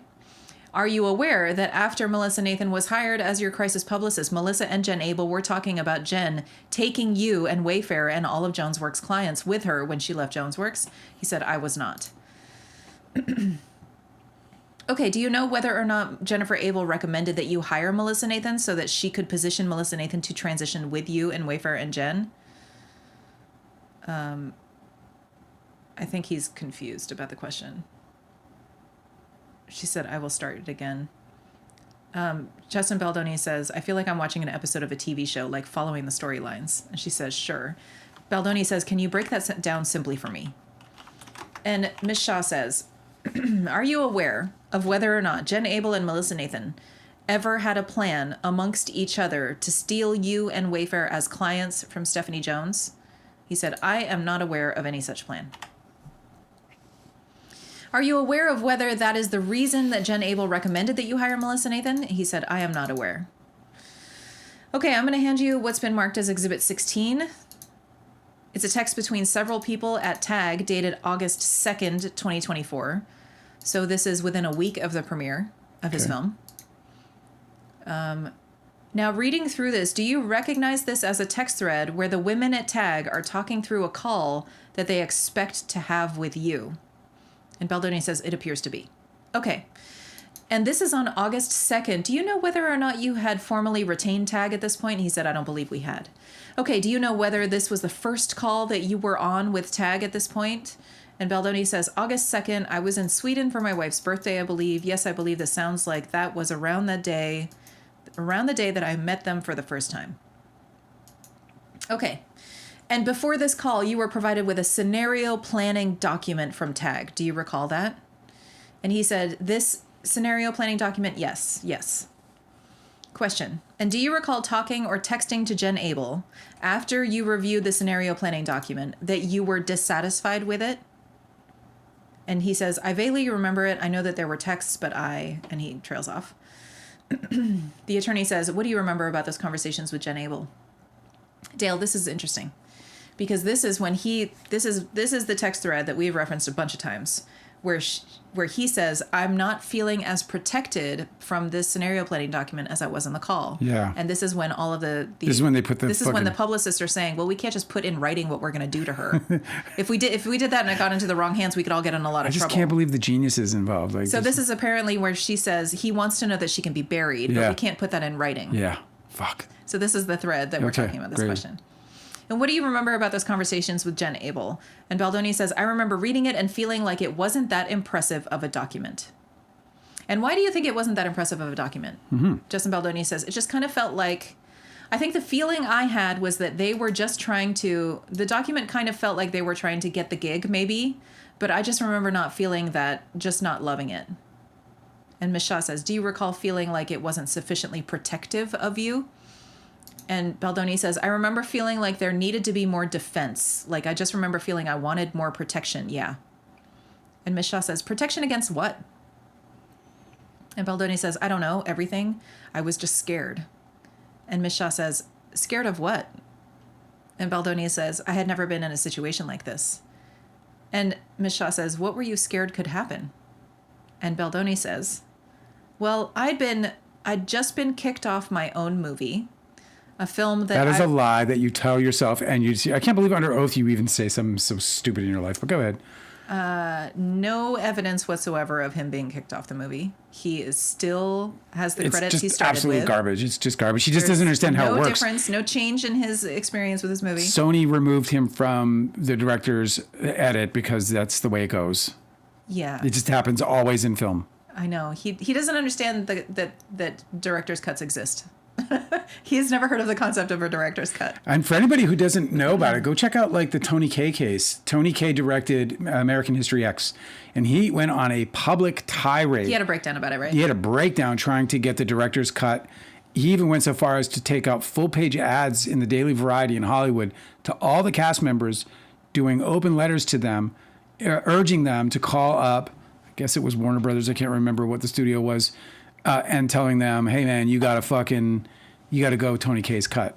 It was futile. It was and it cost him years of employment, and he's still never really, I don't think he's ever recovered. I mean, American History X was a big movie, and it was the biggest opportunity of his life. This is a really, really great example, but my favorite one that you bring up is Blade Runner. That even Blade Runner, which is such an iconic movie that nobody can deny was like incredibly impactful and super successful. Yeah, I mean they're different because that one had a director's cut. The director of Blade Runner didn't even get his final cut as the theatrical release. Yeah, almost all the big directors have had director's cuts and Steven Spielberg hasn't had director's cut his entire career. But I guess nobody warned Baldoni that this is what happens when you work with a studio. I guess nobody exactly, and it's so funny because that I always forget that filmmaker's name. The big director dude. Do you know what I'm talking about? The Canadian guy who Blake Lively asked Baldoni to have a conversation with, and he was like, "I thought the guy wasn't even." I know we were just reminded yesterday. Pouty face. I can't fucking remember this guy's name to save me. Sean Levy. Sean Levy, yeah. Sean Levy. That's it. They just wouldn't take these opportunities that they were presented with where they could have gotten, oriented, Yeah. Well, this is what happens when you're surrounded by dilettantes. Like he's surrounded by his producer was Jamie Heath, who's never produced a movie before. So nobody was around him to tell him about how it goes. So he just thinks, I had just been kicked off my own movie. It's just okay. You can continue, but it's just the absolute stupidest thing that you can say about it. It's just fucking. Okay, so the question is, what were you scared could happen? Okay. Yeah. Which is why he didn't feel protected by the scenario planning document. Okay. What were you scared could happen? And Baldoni says, well, I'd just been kicked off my own movie, a film that I was working on for 5 years. People that I had thought were my friends were not following me anymore publicly, and it seemed like things were being done intentionally to cause some sort of public conversation. So what's funny is that he would be cool if they followed him publicly and talked shit about him behind their back. That's within the rules. Apparently. He's like, you can fucking hate me, just don't hate me publicly. Yeah, well, that makes a difference, I guess. Yeah. It seemed like things were being done intentionally to cause some sort of public conversation. I had never been involved in a crisis, and I was just scared. So I think they could have said they're going to build me an iron dome, and I still probably would have felt like there wasn't enough protection. Iron's not the best. I wouldn't use iron in this situation anyway. I'd probably go with like something more technically advanced, like a laser dome. It's interesting he's using terms like Iron Dome in the context of what was happening overseas at this time. Weird choice. Yeah. Okay. Question. Were you scared of things that Blake Lively or Ryan Reynolds might do? And Justin Baldoni says, I was terrified of Ryan Reynolds and Blake Lively in general, especially considering they had just threatened us and said they were taking the gloves off if I didn't release a statement. This is before the premiere. So he is actively undermining the success of his own film and the ability to market that film with the cast. That's why I can't imagine he ever works again. It's just What studio would ever put any money bro. into a guy who's going to fucking put dynamite in his own work? It's just weird. Why would you not? They did it with Don's Plum, which was obviously a smaller, easier film to do it with. But the oddest behavior. Some of the best questioning in this case is coming from Miss Shaw, who's not even representing Blake Lively. Yeah, but she's really getting to the she's getting straight down into the. She's razor sharp, man. Yeah, she's digging right into the muscle. Okay. Love her. She's Jones, right? Yes. I loved her. Was it Summer Judgment? Whatever it was, I loved it. Yeah. Okay. Next question. Yeah. What did you understand taking the gloves off to mean? And Baldoni says, again, I don't know. I don't know what they were able to. And he's asking, are you okay? And Miss Shaw says, excuse me. I guess she's coughing. Oh. He says, yeah, I know somehow they were able to take my movie from me. So I didn't know what they were capable of. Like Blake Lively in a little fucking satchel. She put it all in the satchel. Doop, doop, doop, doop, doop. Does that little thief on the tiptoes. She cut through the fence with wire cutters and then she crept in. Yeah. She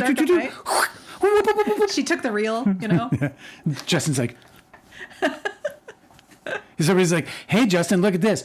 Oh, wait, hey. Okay. Let's see. Where's my movie? I just put it down over there. I just put it there. No, it's missing. And now it's gone. Who took it? And Blake Lively's looking. Last person in the room was Blake Lively. He says, "Yeah, I know. Somehow they were able to take my movie from me, so I didn't know. Somehow, I didn't know what they were capable of. That's true. Somehow, he's never articulated. He just said exactly somehow. He literally just said somehow. Okay. Just to emphasize the imagination of this whole the whole imaginary concepts that are going on in his mind. Somehow. This isn't over. The question from Miss Shaw is that what you believed happened? That they took your movie from you? And he said, yes. And she says, were you scared at this point in time that Blake Lively might make public any of the accusations about your on-set behavior that she had made privately to you and to Sony? And he said, I was afraid. And then he's asking again, are you okay? So I guess there's a problem with Miss Shaw. And he continues. He says, her eyes are like bulging out when we see the tape. There's like somebody's like, Jesus, get a fucking doctor. She's only typing the witness. He said, I was afraid honestly, of lies coming out about me. Oh. And she said, lies from Blake Lively? And he said, yes. Oh, yeah. And he said, and Miss Shaw is asking about your behavior on set. And Baldoni says, well, it was one of the things. Lies in general. I didn't know. I mean, at this point, I was already made aware that her team was pitching stories that I was in a cult. And I had already been told that Mr. Reynolds had told agents that I was a predator of some kind. So I was made aware that there was damage that they were trying to do to me already. And I didn't know what they were capable of. So dude, if Baha'is so start a big fucking fight with them is the smart thing to do. If Baha'is not a cult, he acts like it is. If it's not a cult, I don't know anything about it beyond that. There's a couple million people that do it, and then what this fucking guy says. But I've also seen Baha'i faith show up, and it ends with lawsuits, and they talk like they're gonna one day drink all the Kool-Aid. Like, oh, really? Yeah, it's just the way they speak about him and his majesty is. It's disturbing. The cult of Justin Baldoni. Well, it's the cult of Baha'i, but they talk about him in the context of Baha'i and his meaning. I think that that's where he's going to go next. He's going to be some faith leader in his religion. He's going to fucking. Oh, I mean, God. He has to do something public. He's not going to disappear. They have like a God and the devil, and then you like walk in and there's like a picture of like God or whatever. Like they have like a painting of God, and then they have a picture of a painting of the devil, and it's fucking Blake Lively. What do you think? Is that your pitch? Yeah. I don't know if they believe in the devil. I don't know. I'm not but sure. Maybe he takes it over and he's like, there is a devil. Okay, next question. Is it fair to say that at this point in time, you wanted to defend yourself in the event that Blake Lively made public some of the accusations about your on-set behavior that she had already made privately, including to you and Wayfair and to Sony? And Baldoni says, I think it's fair to say that I wanted to plan to defend myself from any lies that were about to be told or anything else they were going to try to do to me. He was trying to preemptively prevent somebody from telling lies. So he had imagined a scenario where lies were going to be told about him. This is and then he right devised this preemptive idea, this preemptive strike in his This mind. statement right here is why Justin Baldoni is a giant mark. They have been able to exploit his paranoia about something that hasn't even yet occurred. I think you're right. And extract a ton of conflict and energy and money from him. Yes. And exploit it all along the way. The reason why he's in this position is that nobody heard those concerns from him and was like, bro, just wait and see what happens. And I know he doesn't do any due diligence. We don't know what's going to happen. You're thinking, there's a thing that people say in therapy, they call it like, if you tend to just, I think they call it like fortune telling or something, where it's like something that depressed people or anxious people do, where they try to predict the future, but it's always negative no matter what. Right? Yeah. And like usually you'll talk to somebody like that and you can kind of talk them down and be like, well, what if something nice happened instead? Right. You know? Yeah. Like open your mind to the possibility that maybe this won't happen. Let's not react yet. But instead he surrounded himself with a bunch of fucking bloodthirsty fucking wolves who wanted his money and wanted his conflict to exploit for their own benefit. And so they just were like, yeah, let's just go straight forward with all of these like paranoid delusions that you have about what might happen. Truly bizarre. And just god-awful people. It's sad. Yeah. Okay. Baldoni says, I think it's fair to say that I wanted to plan to defend myself from any lies that were about to be told or anything else they were going to try to do to me. What does that fucking mean, you fool? It doesn't mean anything. You literally have nothing. It means he got... in that statement, you have nothing. Yeah. There is nothing. He had a paranoid delusion. Yes. And they took advantage of him for it. That is complete. That is fully empty and void of any reality. Right. Mm-hmm. There's nothing in that bag. That is an empty fucking bag. That's a huge problem, bro. It's unbelievable. And he fucking tanked his whole career over it. He tanked a bunch of careers. Over something that hadn't even happened yet. But was going to happen. Unbelievable. In his mind, he's sitting there fucking... This is the total like appointment in Samara situation. I mentioned this before, but like I think about this all the time, is that he was so sure that somebody was going to damage his reputation in the press that he went and did behaviors that ended up damaging his reputation in the press. Right? Like you cannot outrun your fate. If he's so concerned that this is going to happen, it was a self-fulfilling prophecy, right?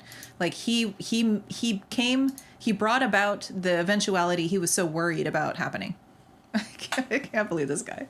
It's like mythic. Yeah. What he's experienced throughout this. And that's why we follow this. This is a crazy story. Okay. Miss Shaw continues.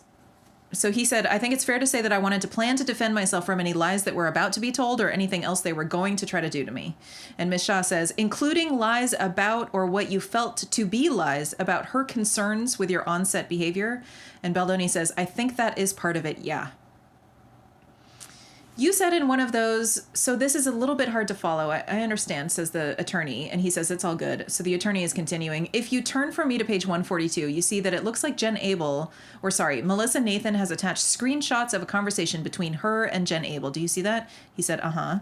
And if you flip to page 143, and you can see this better on page 150, it looks like Jen Abel had sent Melissa Nathan screenshots of a conversation that she had with you. He says, okay, so I'm looking at a text message that came from Melissa to who? To someone else? And she's directing him where to look. And Baldoni continues. And then inside that text message is a screenshot that Melissa included of a text message between me and Jen. And the attorney says, it looks like that. Baldoni says, all right. So she's directing him, says, flip to 150 if you would. The screenshot's in the black boxes here. Do you recognize that as a text conversation between you and Jen Abel?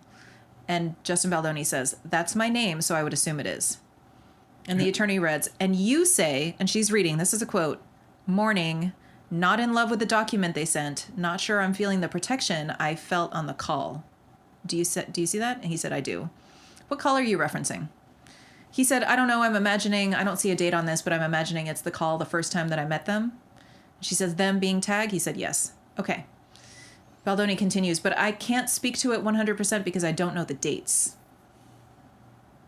The attorney says, and if you flip forward to 149, you will see the black box looks like the text between you and Jen Abel. Can you hear 1 sec? Yes. Victoria's asking who's paying us, Blake Lively or Ryan Reynolds, and I just want to let her know. So just because we certainly want everyone to kind of support us in this effort to get paid by Ryan Reynolds, and so hoping for the day.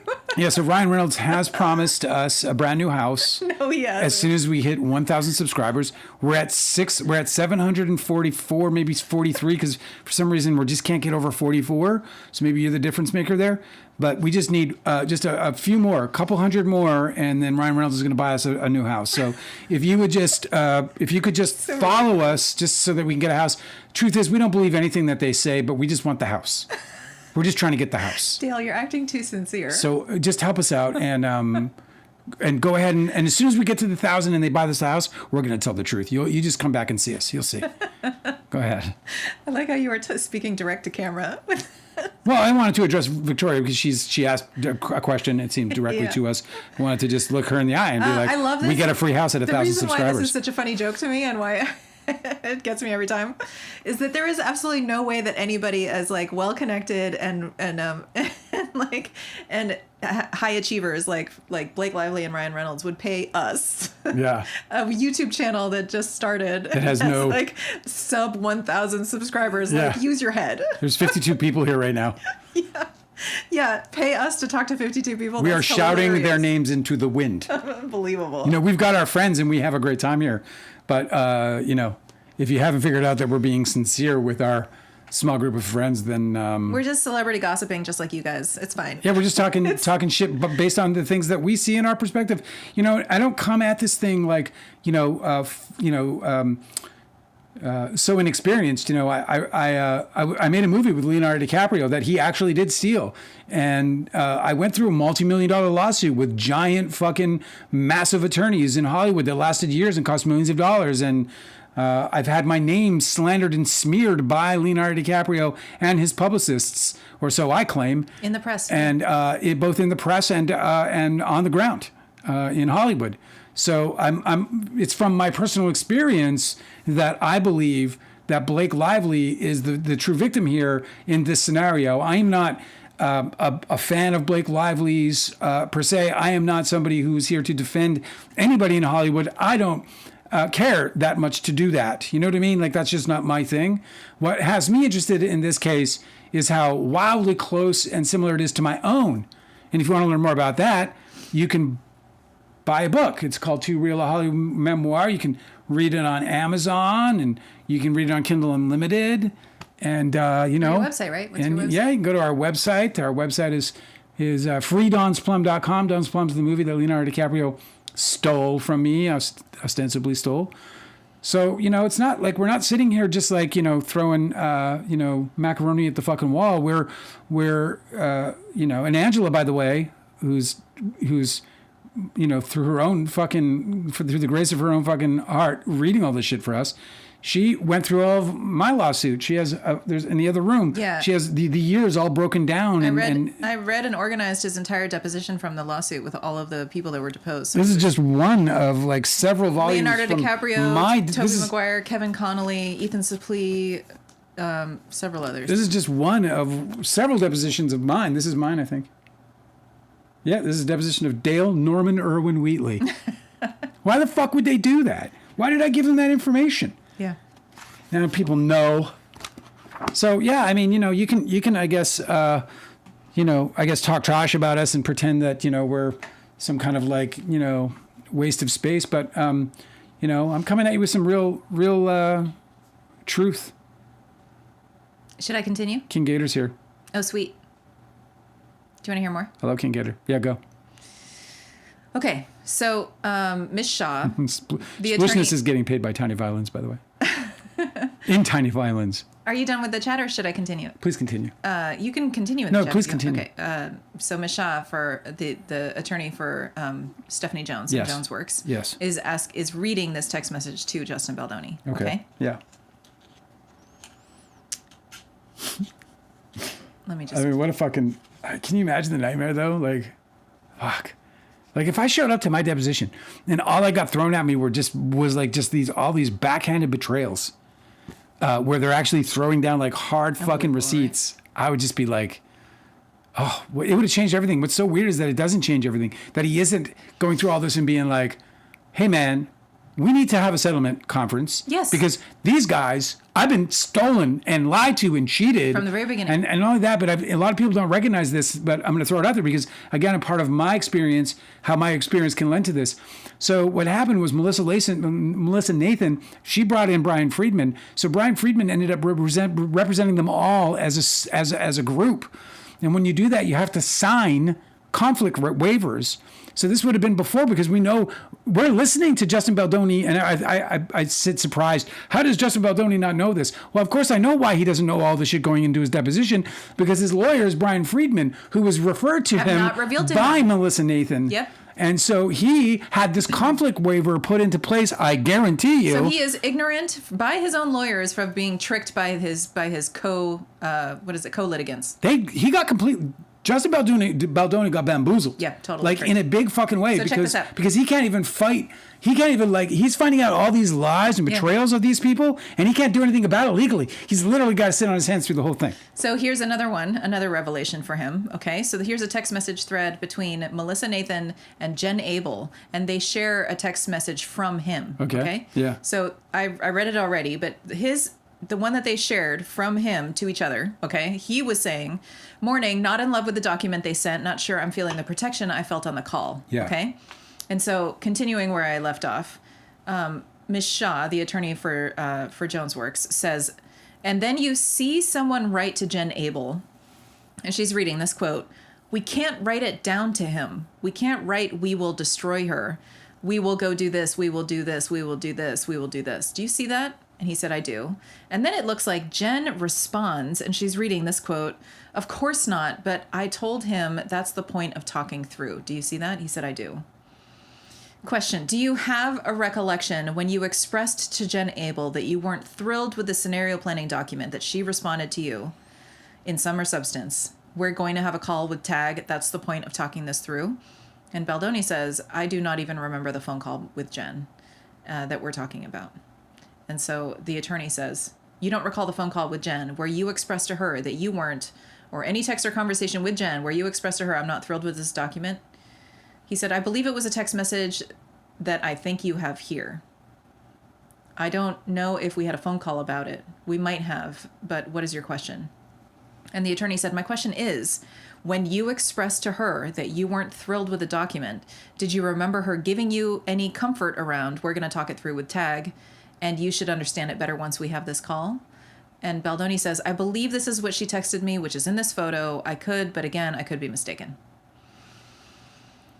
The attorney says, "But independent of this document, do you have a recollection of her responding in that manner or any manner when you said, 'I'm not thrilled with this document'?" Baldoni says, "I mean, my recollection is that it was a scenario planning document, and it's all I really remember about it. I think it was just done via text." And she said, "Okay."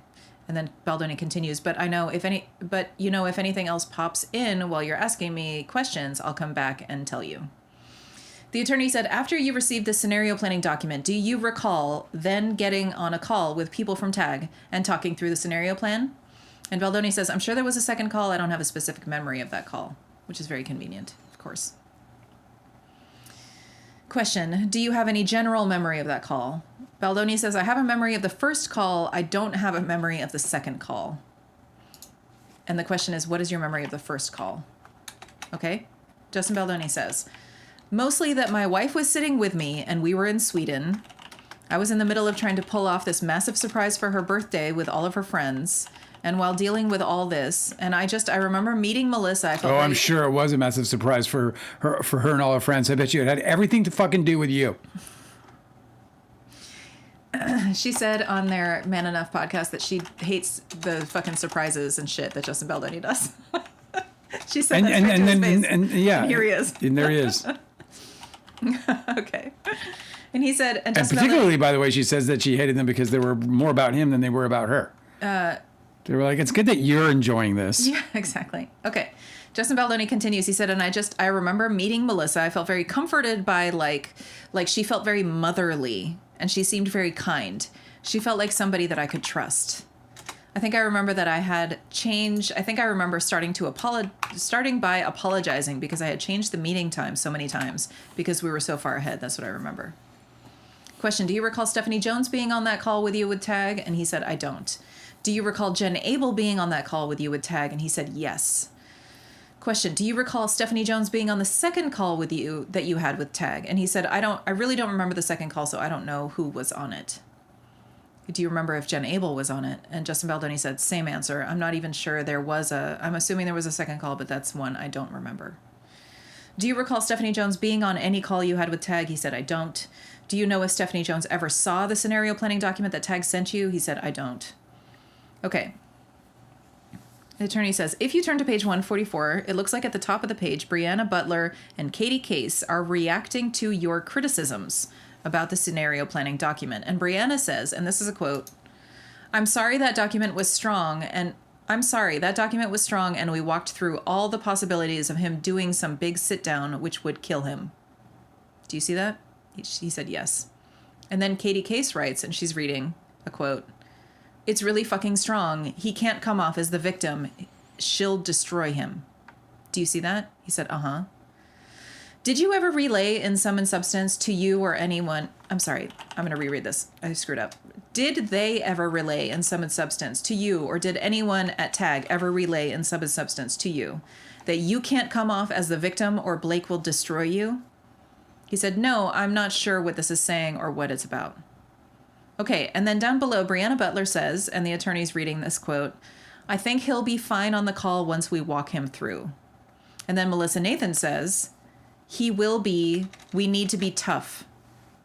And then below, Melissa Nathan writes, and she's quoting, exactly, Brianna, I need you to be in a good place with your camera on, if okay, to be able to help me talk really toughly with him.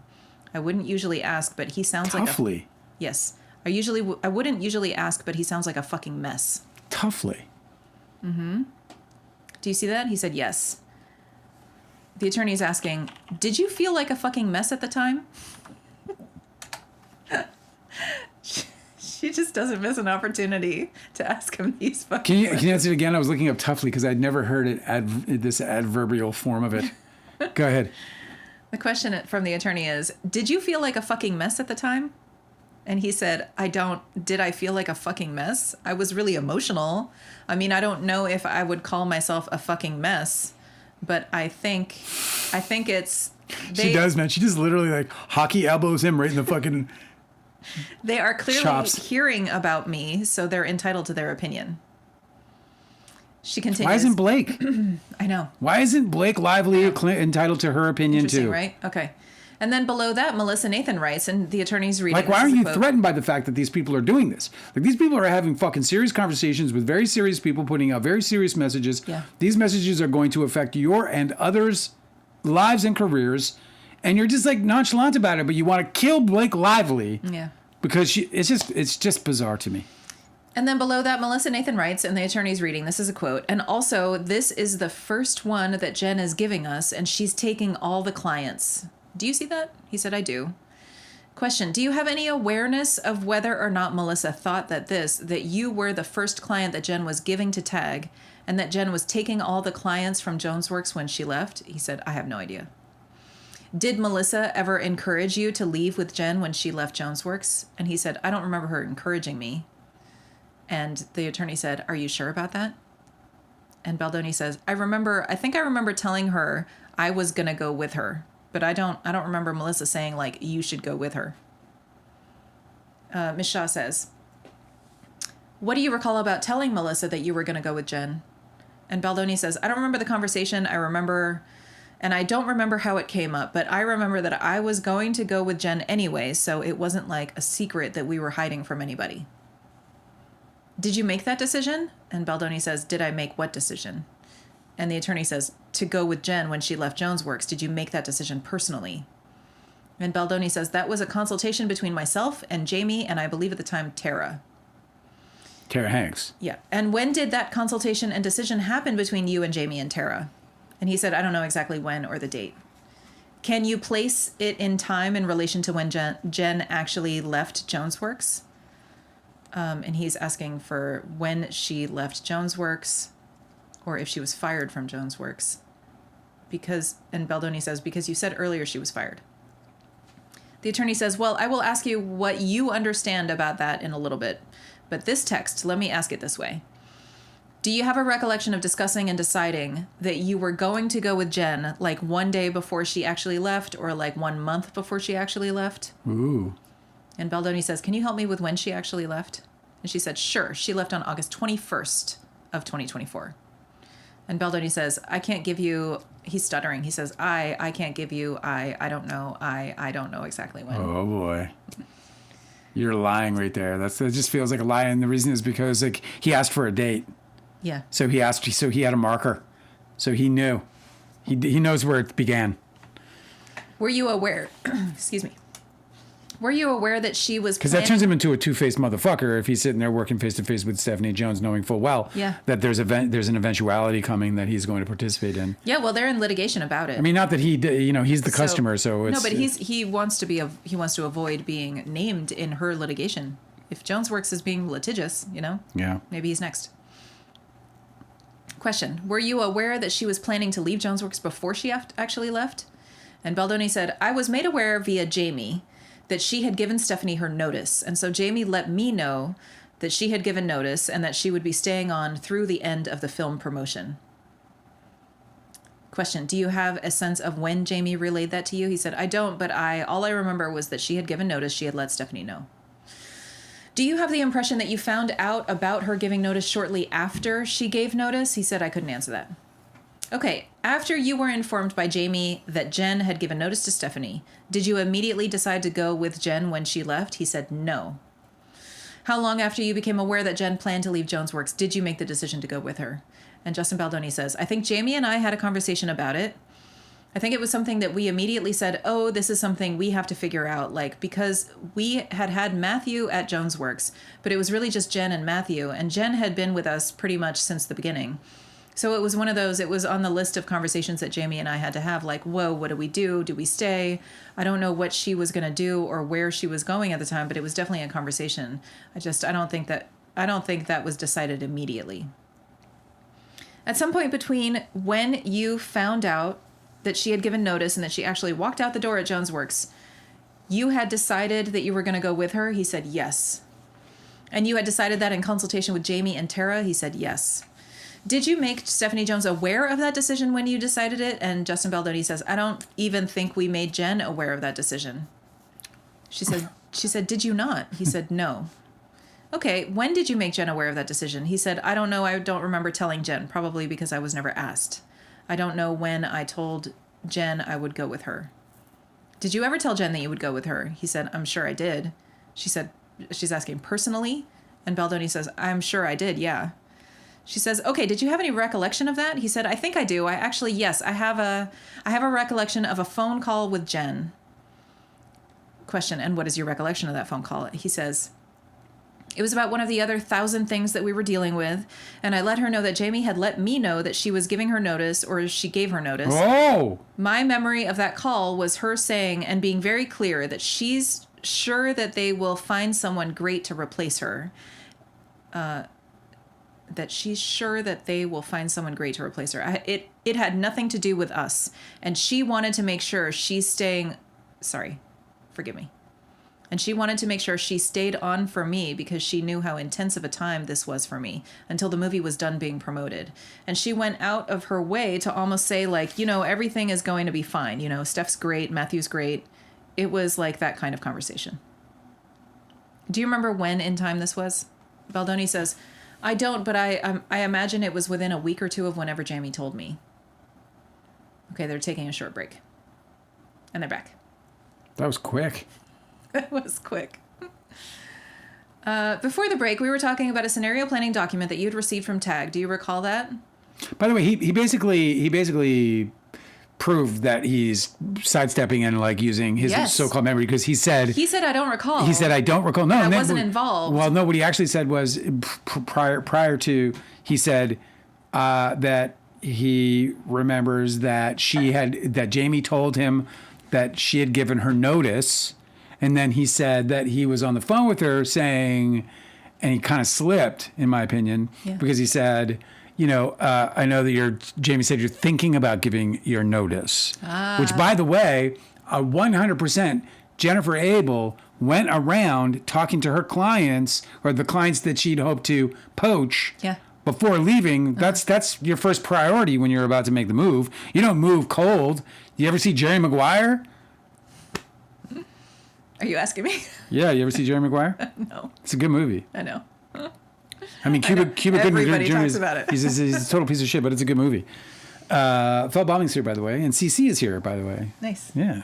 No, I hadn't seen Jerry Maguire because I think that sometimes Hollywood love stories when they're in movies about like business. Yeah. I feel like they're kind of shoehorned. It's really good. We'll watch it. We'll watch it. I know. It's just like they're always. We'll watch just it. like- We'll watch it. We'll watch it. Isn't that the one with the line "You had me at hello" or some shit? That's the one. Yes. I mean, come on. It's a great movie. It really is a good movie. That's cornball. So what? You had me at what can I make you to drink? That's true. Okay. Before the break, this attorney is saying we were talking about a scenario planning document that you had received from TAG. Do you recall that? Oh, sorry. Almost. Try one more time. Sorry, I'm reading this. That's not me saying so. How much is left? We have 10 minutes left. Do you want to go to chat for a while? Oh, okay. and So you pick pick it up up? here next time? Yeah. Great. Let me just make a note of this. Yeah. So I don't screw up. Let's do it. You can also do a screenshot as a backup. I got all the answers. What's Ready? up? You get started. What's up, Victoria? What's going on?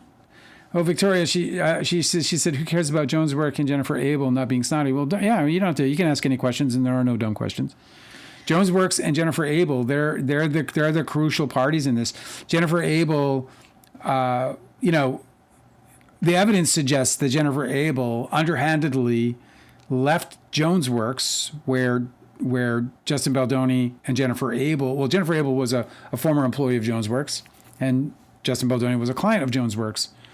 And Jennifer Abel had a fallout, or was falling out with Jones Works, and was attempting to, and eventually did, take some of her clients with her, including Justin Baldoni.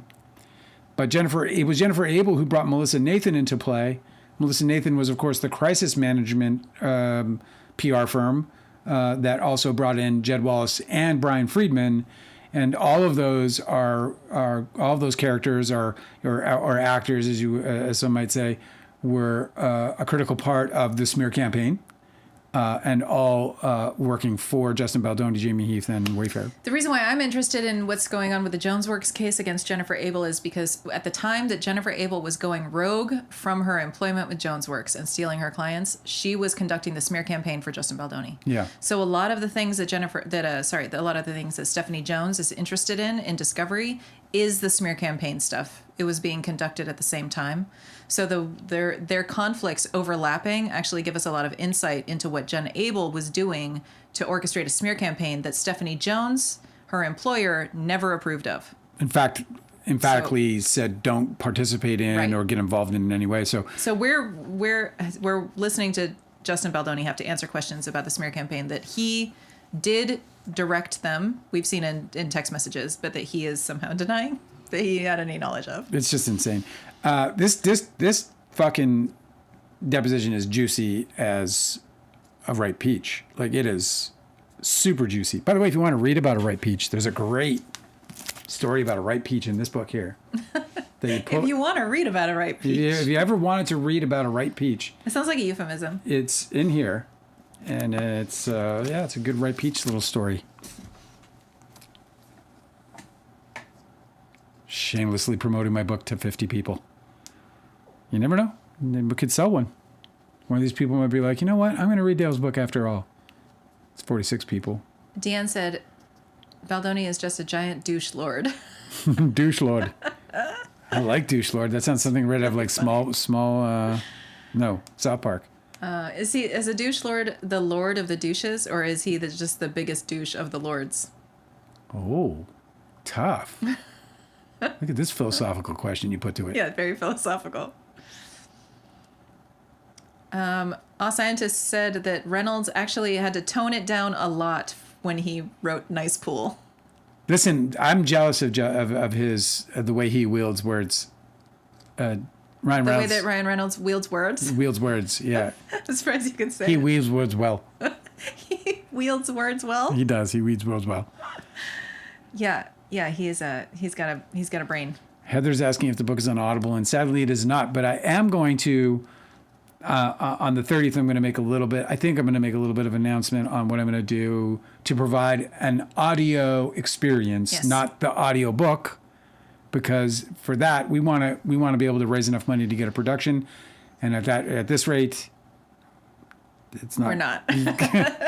No, this is true. Like, so what would be so awesome is if we could actually cast Yeah. what is it? Cast a bunch of actors to read your audiobook. Yeah. A cast of narrators. Yeah. I really enjoy audiobooks that are done like that. One of the best ones I've ever listened to was A Brief History of Seven Killings. Yeah. Had a whole cast that performed each part. It was like a bunch of stories told from different perspectives, and it was incredible. And so that's what I'd love to do with yours, because there's so much Dialogue. crosstalk. If you had like if your book was being performed by people, it would sound like you're just listening to a conversation instead of one person reading and getting confused about who's saying what. You know? Yeah. It works really well to read it on the page in your book, but spoken, it's like it gets too confusing. Well, it can. I've been experimenting on my own with like ways that I could just do sort of impromptu, edits. Just adding tags where there aren't any, because like you can read the flow, because I break the conversation up by doing paragraph breaks. So every time the dialogue changes, I don't have to tag it. Yeah, but ideally, It's especially easy to do. Ideally, wouldn't you want to cast? Wouldn't that be awesome? No, I'm just saying how I'm going to deal with it before we get a cast. Hopefully, we get a cast, because it's such a fun book in that way. Like it's and you can produce it because you're an awesome producer. It's built for. We just need the it's funds. built for a cast, just because I think probably my greatest skill as a writer, and I'm incredibly talented, is my dialogue. My dialogue is really good. It's top shelf dialogue, and so it makes it really difficult to read as a single narrator, but really fun to read when you can just sit and imagine. Especially like if you'll like DiCaprio, he comes off the page, I think, in this book. King Gator, this is such an awesome comment. King Gator said, I want the lawyer to throw in a couple questions about Baldoni's wife's birthday surprise so that Justin launches into a full detailed play-by-play, revealing that actually he does have an excellent memory when it comes to making himself look good. Dude, that's sharp, bro. Yeah, you're Who's totally Junkyard right. said that shit? No, it's King Gator. Oh, King Gator, that's sharp, dude. Yeah. That would have worked too. For sure. Just get him to start narrating anything that he could boast about. I like that. That's like that goes to the what was it the case in My Cousin Vinny when he throws the suitcase? Yes. And the guy in the thing goes whoosh, and he looks. Busted.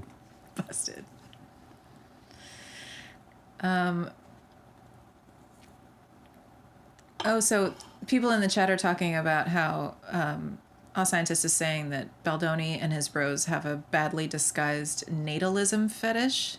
Natalism. Hanana said Baldoni seems obsessed with mothers. Yeah. And this is really strange. So He needs to get into archetypal astrology. they had a Get right up in that womb. Right. They developed an app that basically just collects photos of women's pregnancies. It's just like a photo. It's an app. aggregate of women's pregnancy photos. Yes, it's a bunch of dudes who got together. That's like a porn fetish too. Baldoni and two of his bros got together and made an app where they basically. Oh, they made an app. Yes. What? Yeah, and it's basically just like where you upload and catalog photos of women's pregnancy progress, like their bellies. It's so funny because like And how people their are bodies like, are oh, it's a miracle. There's 8 billion of us. A scientist said that him and his bros have a badly disguised natalism fetish. It's not a coincidence that they were all on set for filming the birth scene. I hate that, guys. I hate how that sounds. I hate thinking about it. I hate knowing about this. When I learned about the fucking app, I was like, I hate it.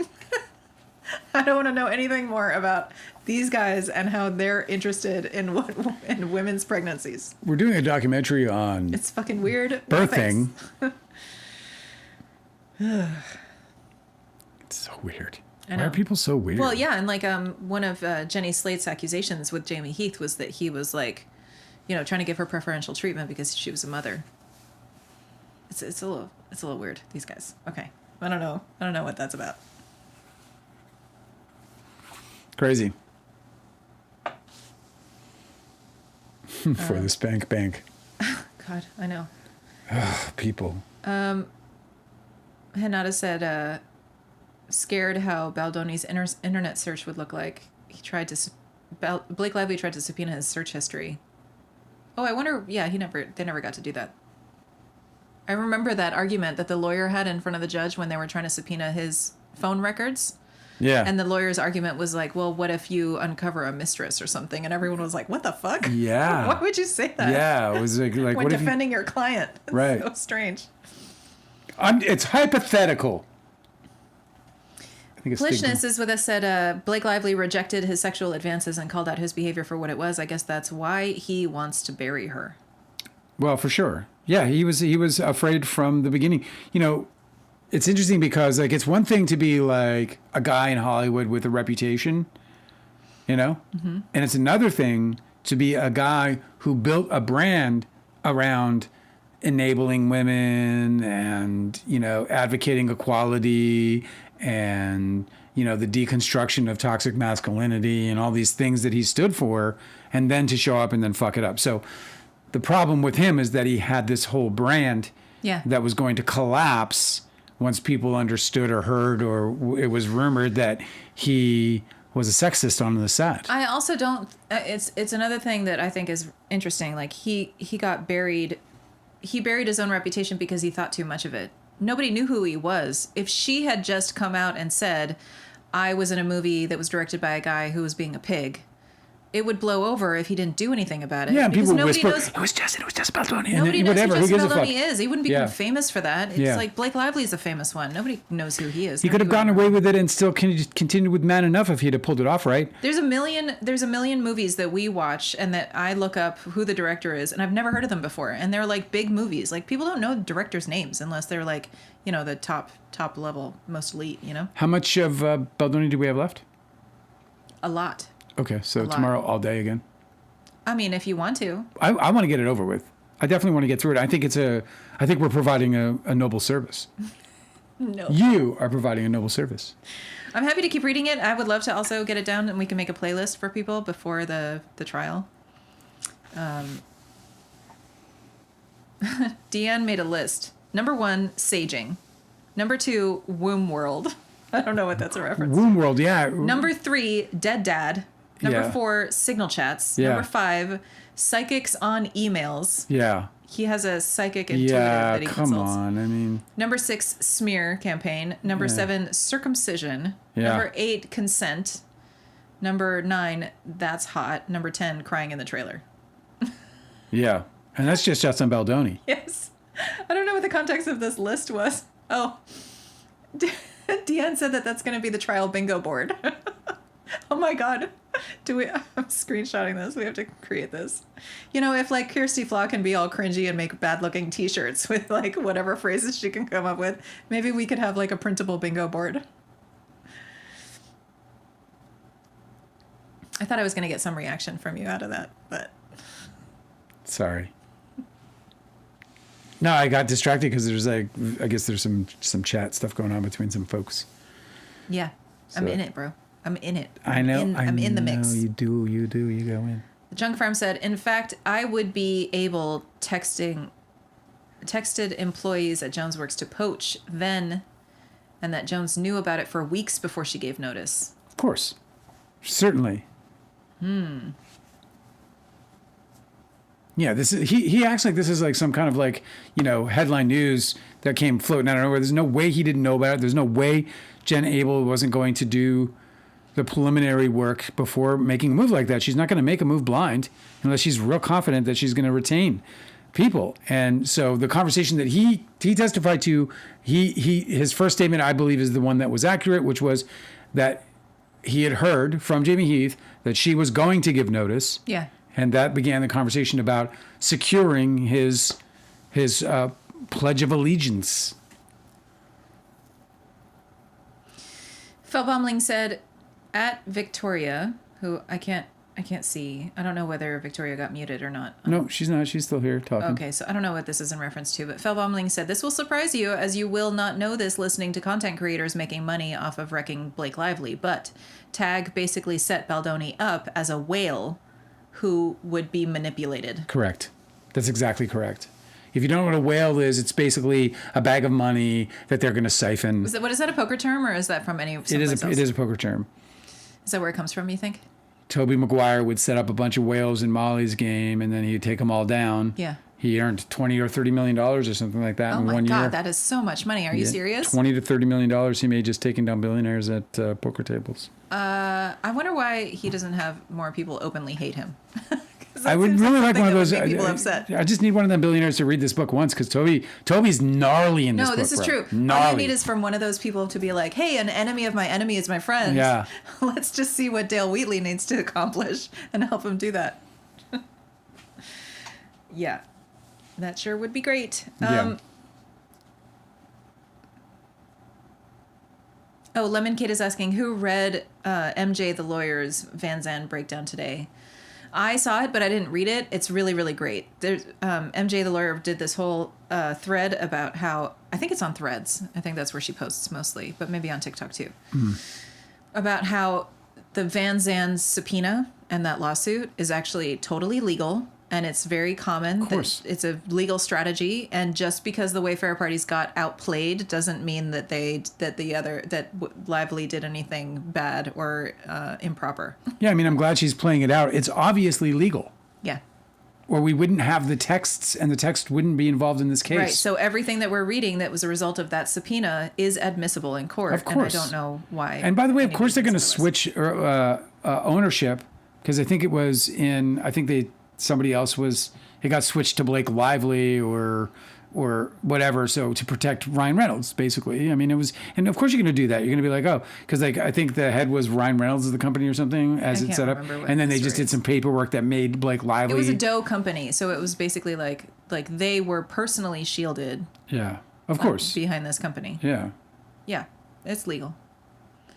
That's great. I'm glad that she did a breakdown. That's cool. Good content. Oh, Henada said, I forgot this. This is good context. That Baldoni is also being sued by Stephanie Jones for not paying her. So Baldoni's defenders probably care also if they actually read about this. This guy's getting fucking flayed. Who? Baldoni. Oh, yeah, I know, dude. I mean, hey, man, he wanted to go to war, and I don't know why. Also, anybody who says they want to go to war should really consider the fact that means they could lose. He's also so sloppy. I mean, dude, you're in a major fucking problem. You're not reading anything. You're in a major fucking problem. You're not reading what they're saying. You're not doing any kind of due diligence on your own whatsoever. You're not interested at all in the people that you're working with and what they do for a living. Come on, man. You fall asleep at the wheel and then you're fucking surprised you're in the ditch. Was that too boomer? I loved it. Oh, okay. Victoria Holland left, but left us with this parting comment, which I really enjoyed. Traitor. She said, I like hearing other people's opinions, ... as long as they agree with mine. Bless you and good night. That's pretty funny. I feel the same way. I think we can all agree on Oh, no, I'm exactly the opposite, actually. Really? Yeah. I'm here to grow, bro. I'm not here. Oh, yeah, I know. But I'm here to grow. I'm here to learn. I'm here to find out truth, all this other stuff. I spent like a decade trying to like really understand the opposition in every scenario. Like, I'm on one side, I want to understand the other people. I don't fucking do that anymore. It's just exhausting. Cece is saying so much good information in this depo. I thought so too. And I'm really glad that you're with me about wanting to get through this. The reason why I've started... This depo's huge. This is massive. The reason why I started reading any of this stuff to you guys is because I want to read this stuff to Dale. And usually, before we started this channel, I would just read him stuff while he was cooking us dinner. And then we'd go back and forth, and we were like, we should just put this on the air. Because I'd be making jokes, and you'd be like setting us up, and you'd be dropping some bomb jokes. Right, so now we just do that. So now this is what we do. This is just basically me informing Dale, and then also all of you tangentially. Yours. Tangentially yours. Okay. I'm sorry. We got to get into the Oscars at some point. No, we fucking don't. The Oscars is a fucking... Sinners got 16 nominations. Yeah, I know, but the Oscars is a scam, and everybody's going to be disappointed with who wins because it's just political. 16 nominations. Do you think that it's a fucking coincidence that anybody who ever wins an Oscar is only ever thanking like one of two agencies? Yeah, that's not of a course. coincidence. Yeah, no, Oscars don't get handed out to the little guys very often. Yeah, it's not on merits. It's about who politically spends the most money and does the most campaigning. Sometimes you think Sean Baker did? No. Yeah, I think that his studio did. No way. There's no way that money. I'm not saying that every single Best Picture winner is not the Best Picture winner that's deserving, but there have been a lot of fucking dog shit movies that have won Best Picture at the Oscars. For sure, of course. And so I don't put much credibility in it.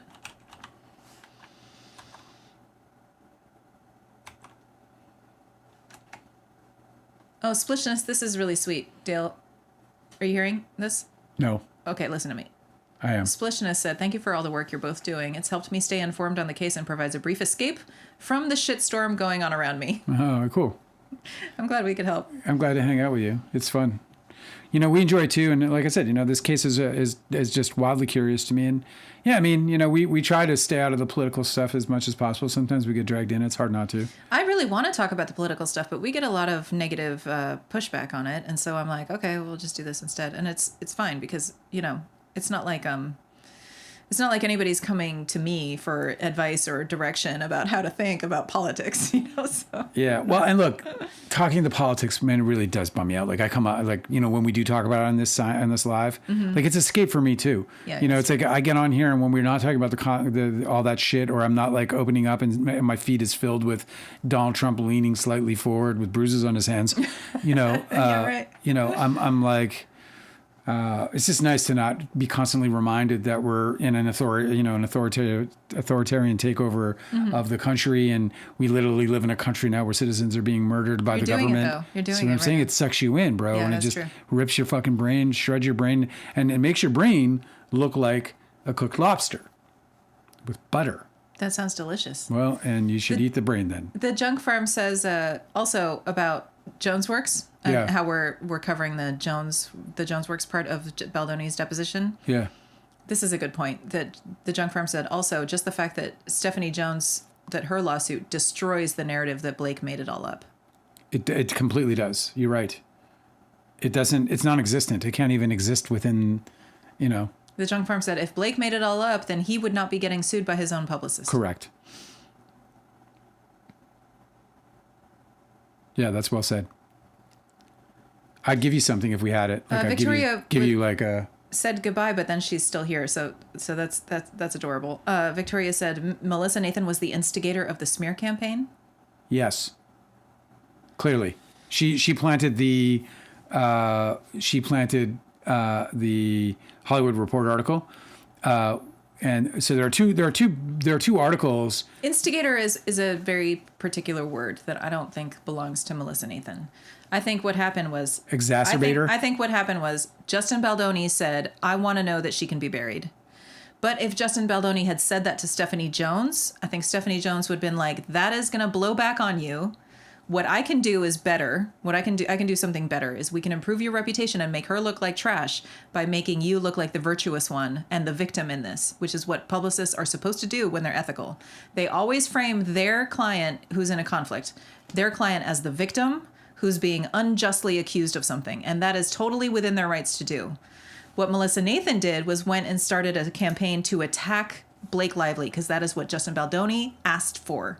So if Justin Baldoni had a better publicist, they would advise him, we can't do the thing you want to do, but we're going to do something better for you that actually protects your reputation. Melissa Nathan didn't give a fuck. But it was Melissa Nathan who said lawyer up, right? It was Melissa Nathan. Yes. So she is an instigator in many ways. He instigated the smear campaign. He wanted the smear campaign. He ordered the smear campaign. Yeah. She provided it.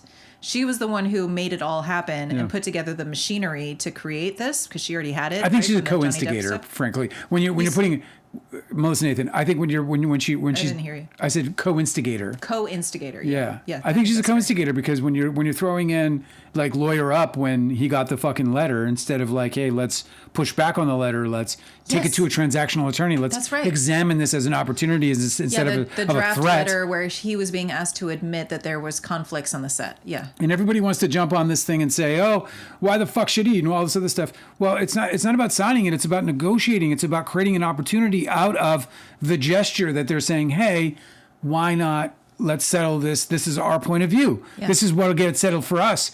And instead of that turning into a negotiation that could have led to an actual settlement between the two parties, Melissa Nathan said lawyer up.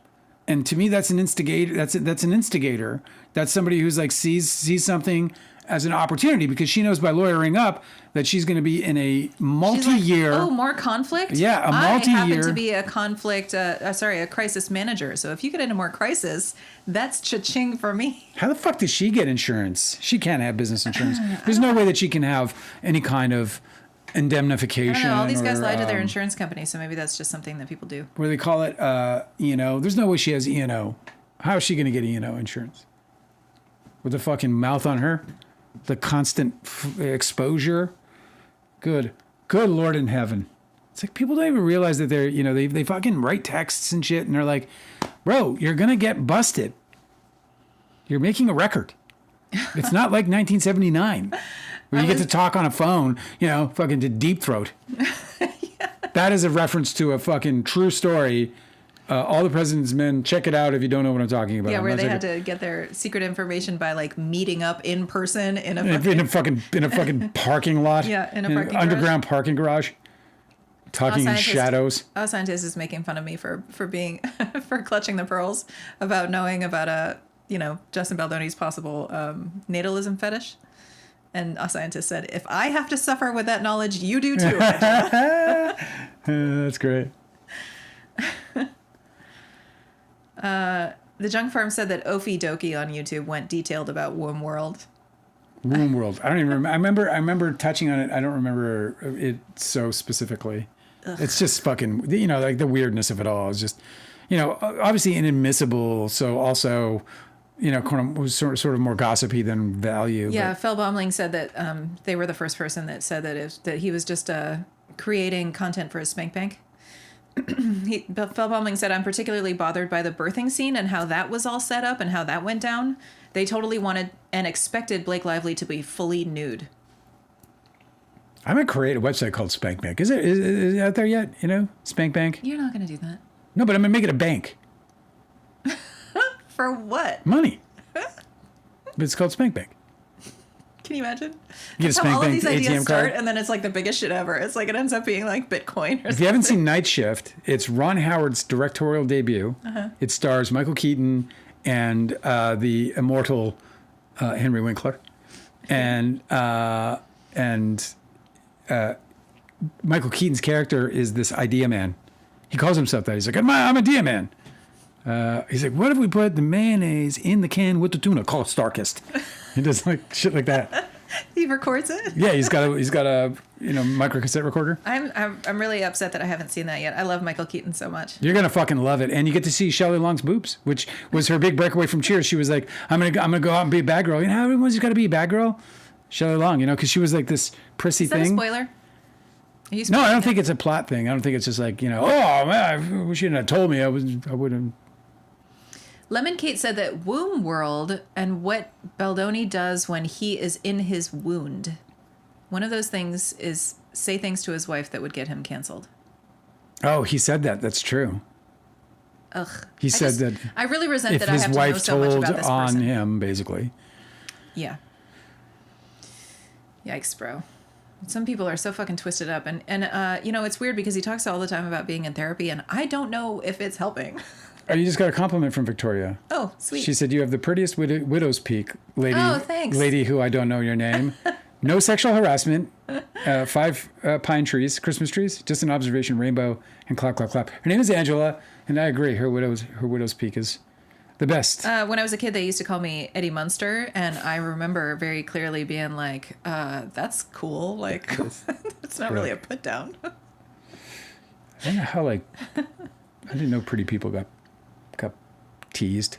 Yes, you get picked on for anything that's unique. Always, when you're a kid. I know, I had loads of that.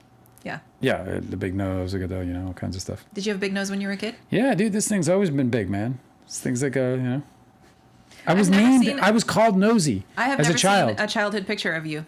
Yeah, I know. I don't have any. Yeah, you don't have anything. You were just like, when I met you, you had just moved back to Los Angeles with nothing. No, suitcase. Like you had a chair, right? A chair. Well, I bought the chair when I got there. Really? The only thing I came with was a TV.